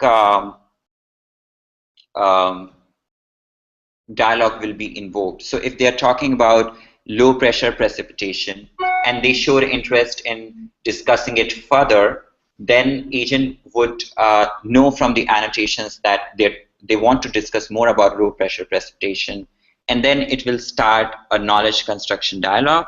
And if I go to a particular knowledge construction, so this is a tree-like structure, like XML-like structure. Again, this is explained in more detail if you go through the document, but I'm so like what will happen here is this is the script for the knowledge construction dialogue, and it will start with an introduction, then it will ask a question. Now for that question there is a correct response and then there is an incorrect response. If they give the correct response, maybe we will just move on to the next question in the knowledge construction dialogue list. But if they give the incorrect response, maybe we will start a remediation step where it will ask some other questions so that they can realize what they said before was not correct and they could correct themselves in some way. So it's again like a tree, like just like what's happening here. So if they choose something incorrect, then maybe some kind of message from the agent or some other kind of question which will make them realize that what they did was wrong so that they can ultimately reach here. So it's a simple XML where you can handle the responses which student is sending. Again, you can use annotations, you can even use light side model to do that. Like whatever response you're getting, what it is exactly. Like in order to decide whether a response is correct or not, even for that you can use a model or you can use a dictionary. Like for example, for a question like, can you give me an example of a mammal? Now the correct response will be something from the list of mammals, and you can just put that in the dictionary. If the response is not something from that list, it means the response is wrong probably, and then agent can try to remediate that misconception in some way.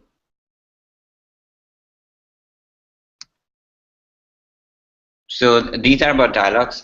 If you have confusion, we can, like, this is kind of an important part, so we can discuss about it more. But for now, I will move on to other things.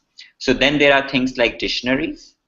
So these are the places where let me show you how we define dictionaries. If you are not using a model, how we use regular expressions to, so like, if you go to the dictionary and say, let me open a very simple help dictionary. So if we see any of these phrases, and these can be regular expressions also, in the messages being written by student, we can assume that they are seeking help, or those messages will be annotated with this help label.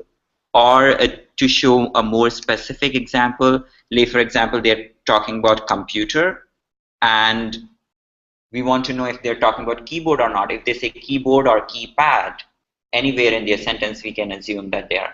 Like, these are simple examples, but you can have even more fancier regular expressions to figure out whether they are, and they can get really complicated. So like one of the studies which she is doing in that, for example, if you want to know if they're talking about, now people can say it in several different ways. So you can see this is the list which we have come up with, which tells, oh, they're talking about plan one, because they will not always say plan one numerically. They can use the word one, or they can sometimes say first choice and things like that. So yeah, so and they actually work decently. We might think they work stupid, but they just work okay. But if you really want something really smart and you have data, you can just learn a classifier. Like for example, for reasoning, you can't use regular expression. There is no way to do that, and that's why we trained a classifier. Yeah. So and I already explained how to do it using light side. Oh, I did want to mention one thing, but oh, I already told. I think you can mention where your model is, lighthead model is, and it will be simply consumed by the class, and it's very straightforward from there. Another thing is, so we our group has done a lot of studies around accountable talk moves or academically productive talk moves, and this folder actually contains the data and prompt files for that, like the example sentence or content synonyms for identifying the opportunity to facilitate the conversation using those prompts. So that's there. And agent.xml file, I will very quickly like to tell this also. It's an important file because so it basically tells about the environment. What is your input environment and what is your output environment? So because in the past, our group have not just used web server chat, but Moodle, and I don't even remember, there were different kind of chat environments our group have used, like old ones like CC something. Like I never used them, but I know they exist and they had been used. And even you can use your own chat client. You need not use our chat client, but you may end up deciding using some other chat client. You need to make some appropriate changes there, and you will actually change here. Also, when you will be playing around with the agent and you actually doesn't want to connect to a web server, here is a line which is commented right now. I'm highlighting that one. This is a dummy client. So what you can do is in wizard mode, you can act both as an agent and student. It's mostly if you want to debug whether your agent is working correctly or not. So you can just uncomment this line and comment the first one, and then you can just talk to the agent inside it, and it basically for debug purposes. You can act both as an agent and as a student. Then let me see.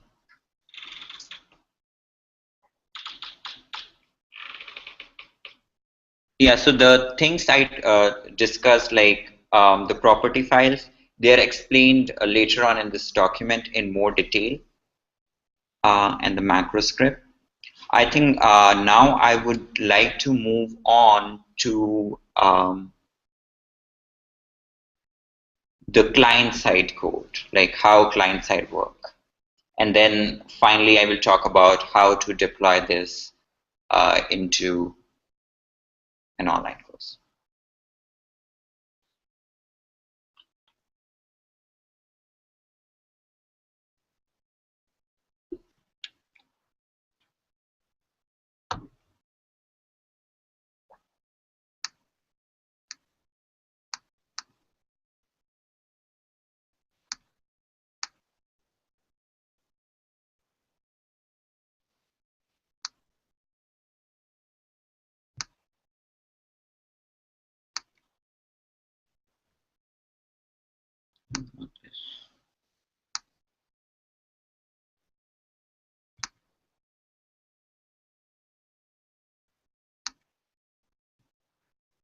Oh, why am I not able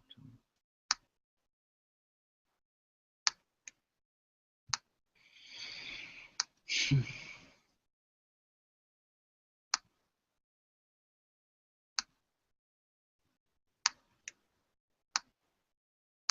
Yeah. Um,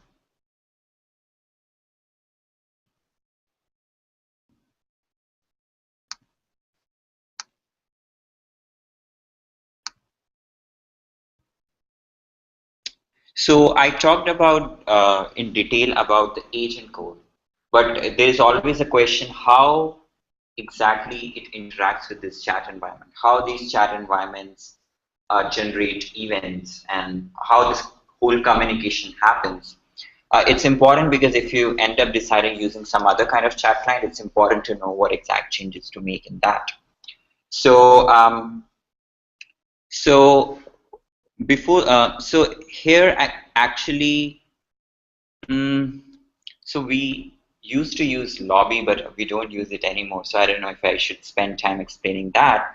But I can straight away go to the most important files of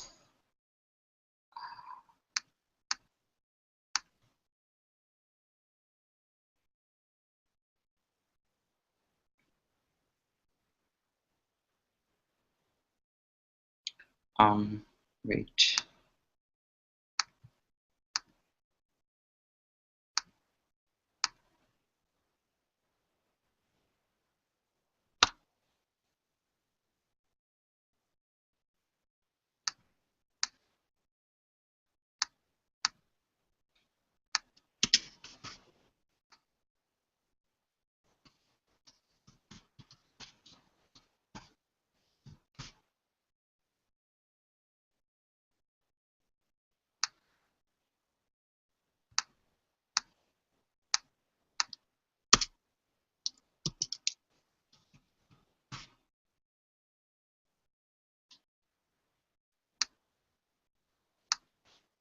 Hmm.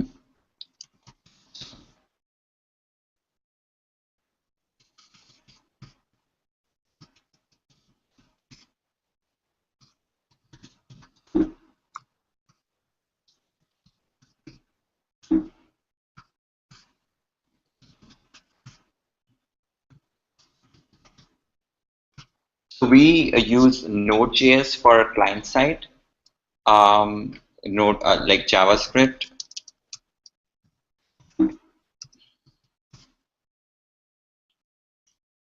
Yes, I think I can share this.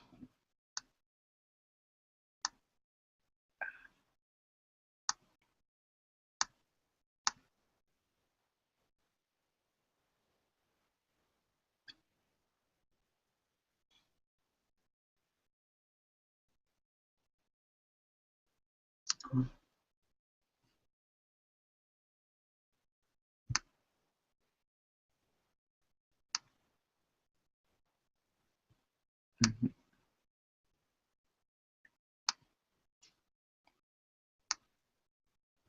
Hmm.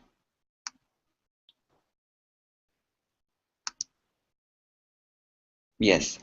So I just want to give you a feel like how exactly this code works. So, basically, from an online course, first a student uh, logs in, tries to logs in the Bazaar chat room. At which point, actually, yeah, I should have discussed that before. But actually, we use a protocol in order to establish a connection between an online course and our Bazaar tool. And it is done using a standard protocol called Learning Tools Interoperability.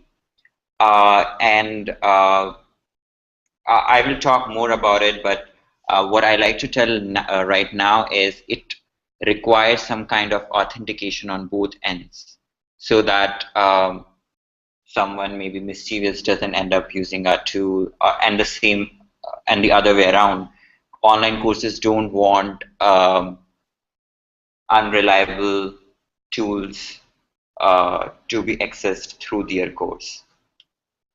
So basically, when we log in, there are two kind of things which you can do. One is to check whether the student who is trying to access the login is the authentic student or not. And also, once that is done,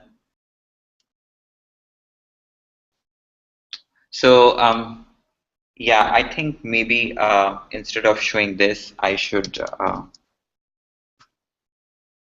show it using the Blackboard. Become.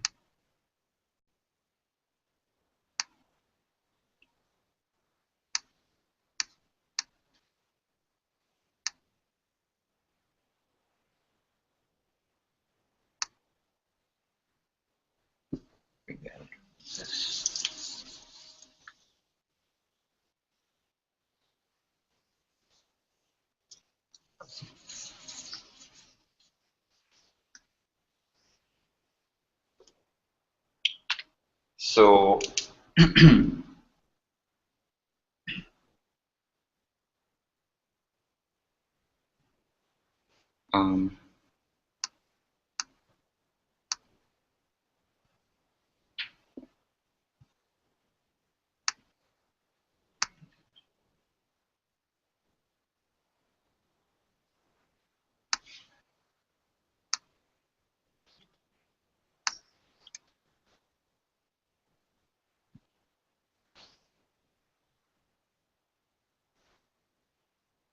so I mentioned about LTI. Are you able to see that screen in?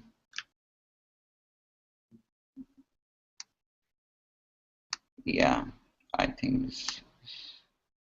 Yeah, so in our case, the tool provider is Bazaar. That's the resource, and tool consumer is an online course like some edX course. And here, from the online course, we are trying to access the Bazaar. And as I told you, we use some standard protocol called LTI to make this communication possible. So, so basically, this is the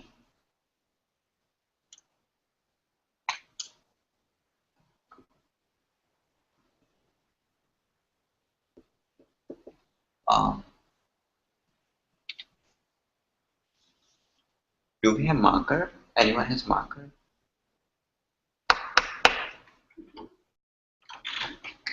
Oh, right. Our network. Did you keep in here like Yes, I several hours did. ago? I decided I was going to look at my friend. Come to your interactive. 7 minutes of your interactive. I still have a marker. That, I do not have a marker. You have a marker? And we did them all. I mean, there's a lot of customers. Okay, yeah, it's working now. So, so we have this online course, and oh, I need to.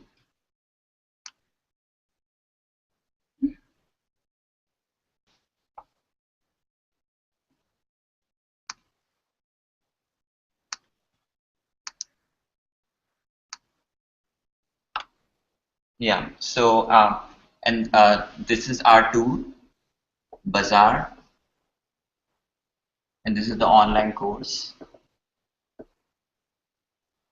So when a student tries to log into a Bazaar chat room, obviously it goes through this LTI protocol, and the first entry point will be to make these authentication checks, whether the student is an authentic student or not, and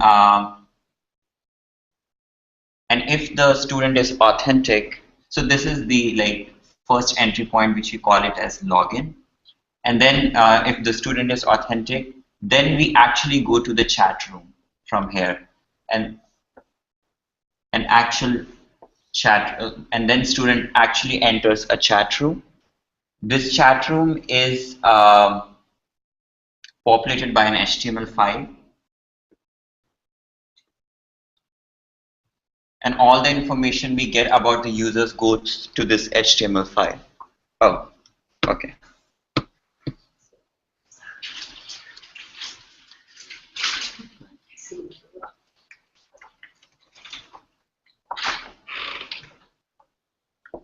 Yeah, and so now there are several different kind of events which can happen. That will happen in the HTML file.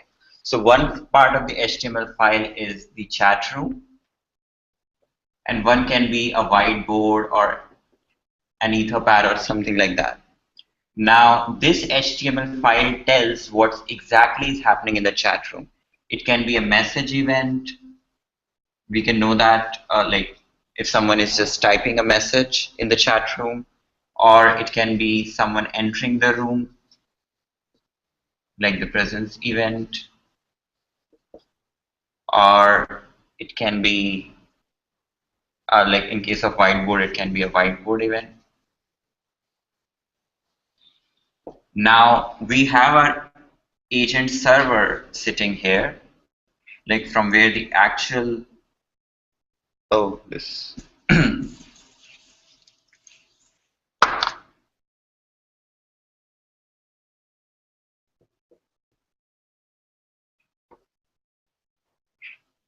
And there is a socket connection basically. I will show you the file which is responsible for that. These events through that socket connection goes to the agent server, and here it keeps, and similarly it can send events from here to here. So like server can send message events to here which will appear as a message in chat room. So there is a socket connection between these two, and both of them are aware of the kind of the events. They have some signature which is known to both of them, so that they are at the same page about what kind of event has actually happened. And then so even here we will have some method for message event and presence event and whiteboard event. Now what happens is, like when we get a message event here, it's nothing but a socket call, simple socket call. And once we realize this socket call is related to a message, there is a class, again it's kind of a listener which is listening for the socket calls from the client. It creates the event now called message event. So and this is done at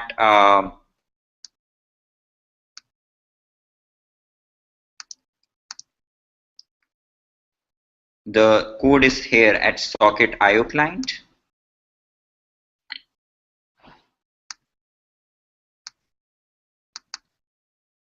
So here if I show you,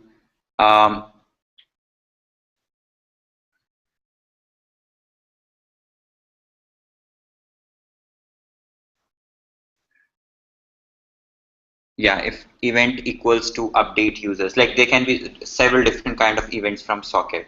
Update users means when a new user has entered the room, we need to update the users list. Then it will create an event called presence event, because there is an update in the user list. If it's update image, it means something has happened on whiteboard. So you can see here, in that case, we'll create an whiteboard event. So all the events are created from WebSocket chat client. This is the source of like from where initially the events are generated. So this is an important file to look at. And then client code is simple. It's simple JavaScript and HTML code, and it's easy to understand what's happening there. So then the last thing is how to make agent connect to the client. That's done automatically. So I was showing you this window. Yep. So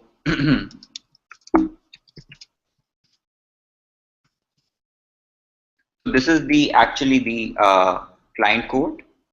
we are inside the client code right now, and all these folders called, which are ending in agent, are actually the jar files and the property files for that agent. You just put them here along with the jar file, and then there is a script here which automatically launches the agent. Once someone enters the room, it will realize, oh, this is the first person to enter the room, and automatically that one of these agents, depending on what is the room name, so we align room name with one of these agents. So now we have an infrastructure where same instance, same client can generate rooms for different kind of agents.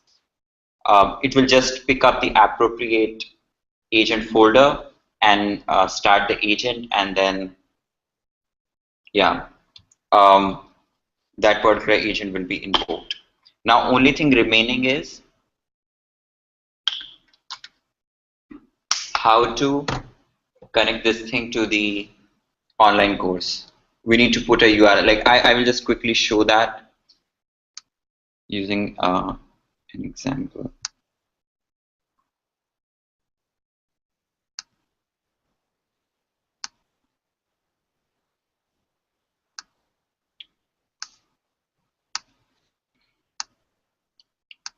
So a normal course, like in any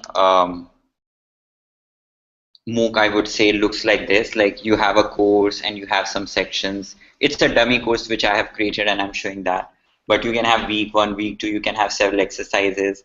So what you can do is actually you can go to the so this is the course basically. And like if you click on the chat room, you can just enter the chat room. Oh, it's down right now, but the main question is how instructors embed these things into the course. So there is this instructor view which is called Studio View, and you go to a course, and if you want to add your own tool, you need to go to the settings and to the advanced settings. And then in the advanced settings, you need to mention that you want to use LTI first of all, and then down there you need to tell where is that? You need to give the client key, client secret, and ID. These are stale ones, so I'm showing it. So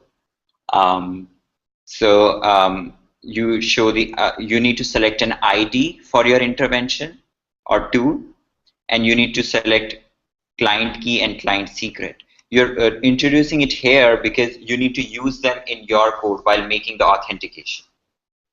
Once you're done with that, then you actually go to your course and you create an activity like, I don't know, like test chat maybe. You introduce a unit, you can just add a unit. Normally in the courses people use videos or some HTML content, but in our case we can just go to the advanced, select LTI, and after selecting LTI you can edit and put the things. Like you can obviously grade these activities. There is a mechanism to do that. What should be the display name, and what is the ID? So this will be the ID we entered in the advanced settings, and then you will put the URL of your tool here. That's the most important thing. And then yeah, I think that's it, and then you just publish it. So it's as simple as that if you want to do that from online course. I think from my side that's it. Now you can actually try things if you want to. Unless you have questions which I can answer, or something which I missed and you want to know.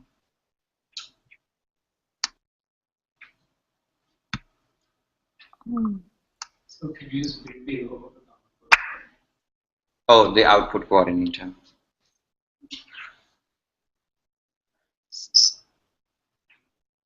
Toy, you were saying something? Yeah, I want to know, so what if we want to install this not part of, or deploy this not part of the course, MOOC course?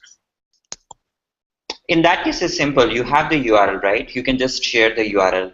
this is just to put in place more authentication checks and everything. That's why we use LTI. But you can just simply use the URL. Like I told you, right? You need to put a URL there.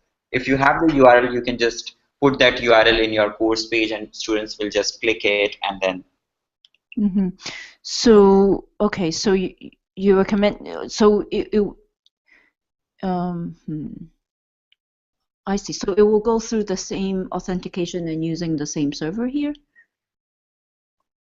There will be no authentication. That's what.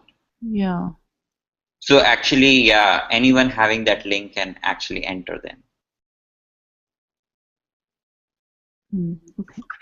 But things can be done to avoid that. But yeah, Okay. That's how it is. Okay.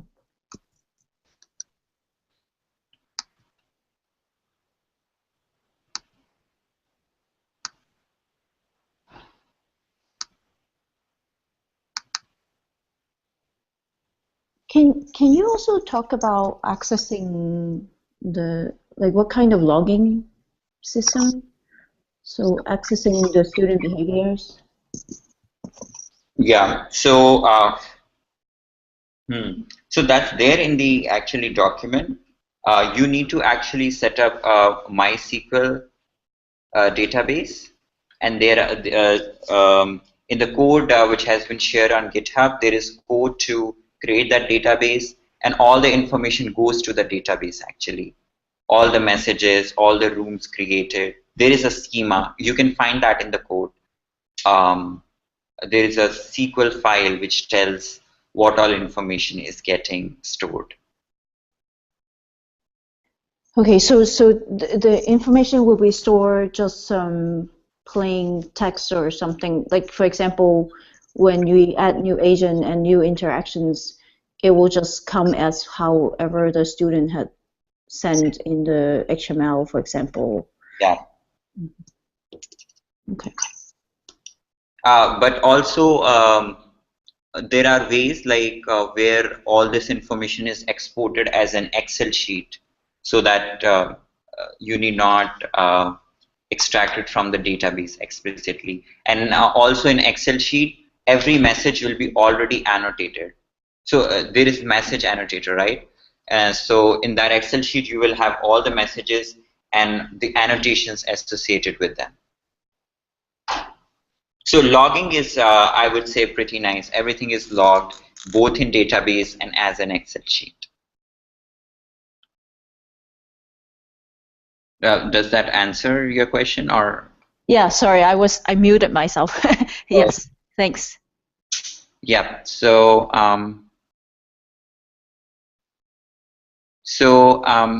so for output coordinator, I'm very quickly going through that.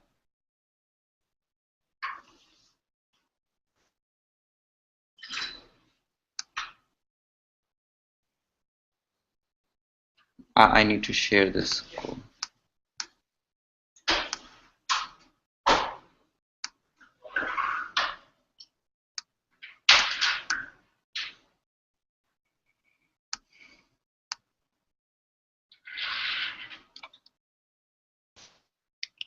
So obviously, as we discussed, this is basically a priority queue. Output coordinator has a priority queue, as you can see from the declarations, and there are several priority levels which are discussed here. Here, I think you are more interested in how we inhibit. So we maintain a belief history. So if you go in the code, there is a proposal queue, and if you go down somewhere,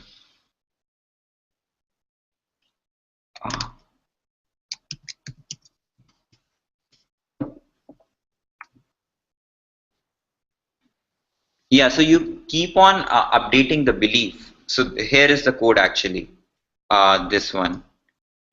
So periodically it keeps on updating this belief, and there is this method, belief given history. So history is when this event was rejected or accepted, and based on that you come up with a, like you they are multiplying it with. So yeah, this is the algorithm. If you go this belief given history, so it takes into consideration the historical events, and then yeah, calculates the priority based on that.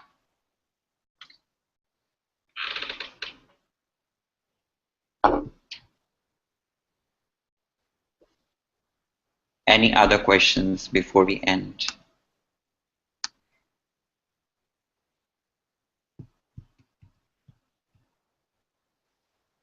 I know everyone must be very tired listening to me throughout the day. Only one person.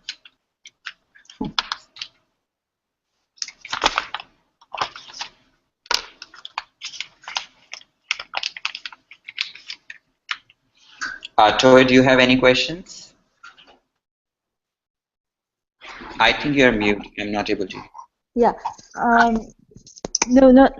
I need to. I need to wrap my head and find all the documentations about the setup part. Like Yeah. So I. So I would tell like setup part is actually the most simpler part of this whole exercise. So you shouldn't worry about that. But okay, good. Yeah, and so maybe you want to show a little bit more on the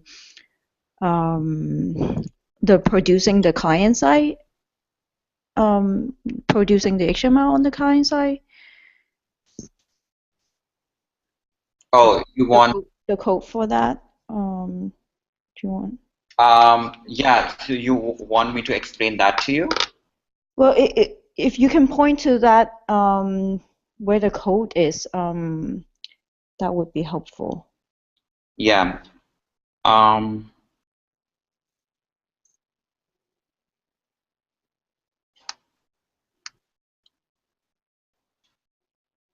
Do you have access to the GitHub repository?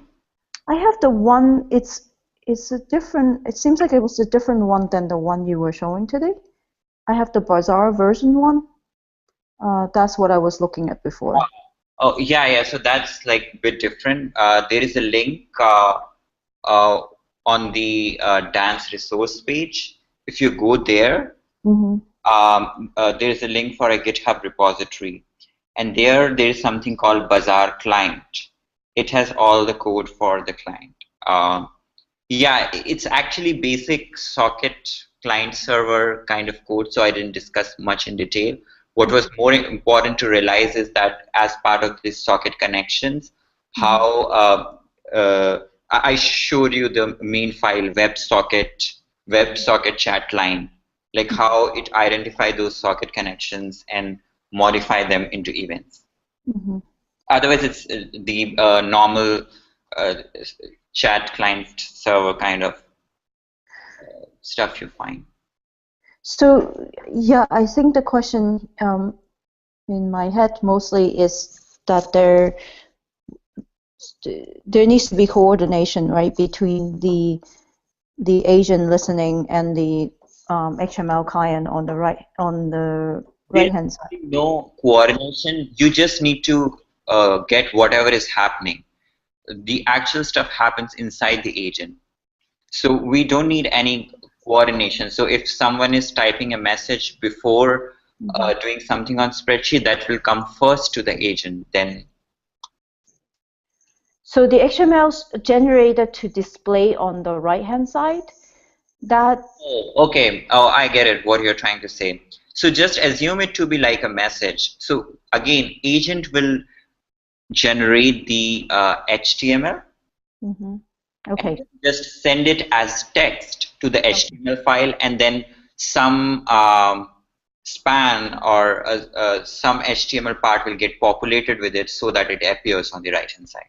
Okay, so it will be inside of the agent package. Yeah.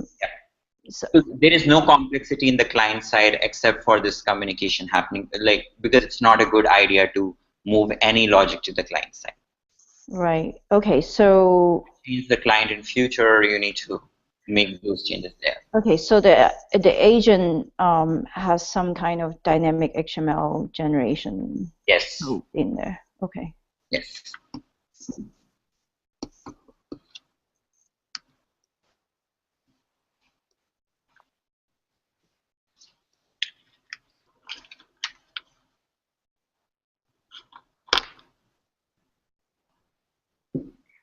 would that happen in the actor level?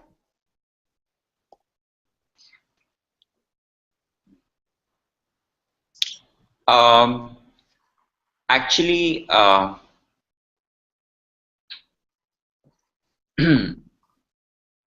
yeah, it will happen at actor level.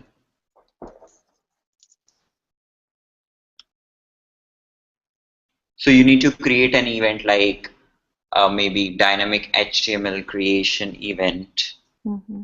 And you will actually create the HTML content and pass it to the output coordinator, which will then send it to WebSocket chat line, which will then send it to the client-side code, and it will appear on your chat room. Mm-hmm. So right now, the message events,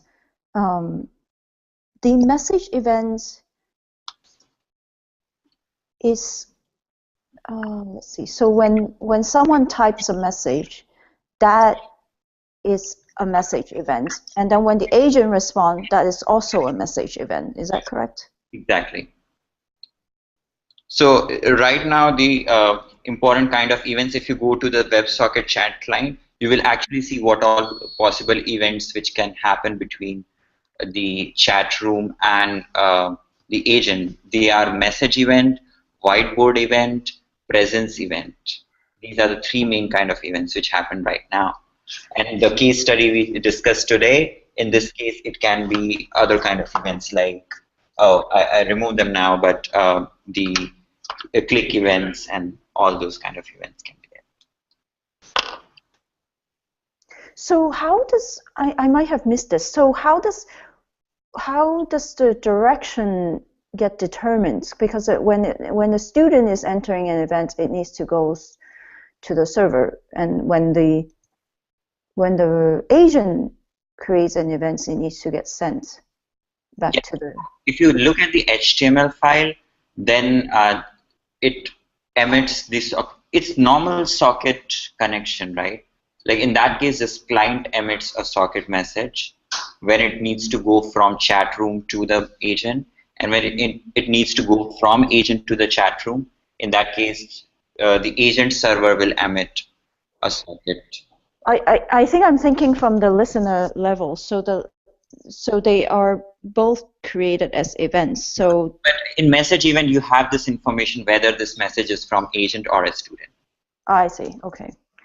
So anything from the student is always sent towards the server, and then anything from the agent is always going to the UI. Yep.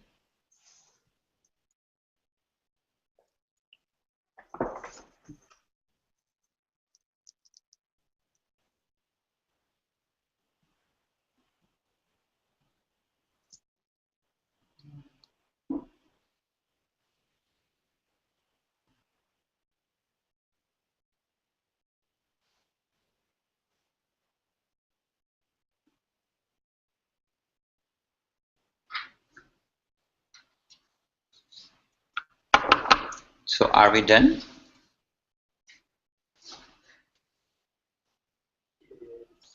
Vitoy?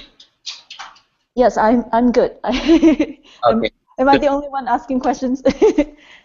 Yeah, because I think everyone is very tired except for you.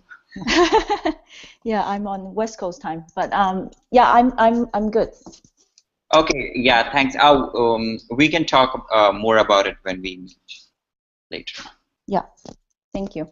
Okay, so okay, thank you all for being patient.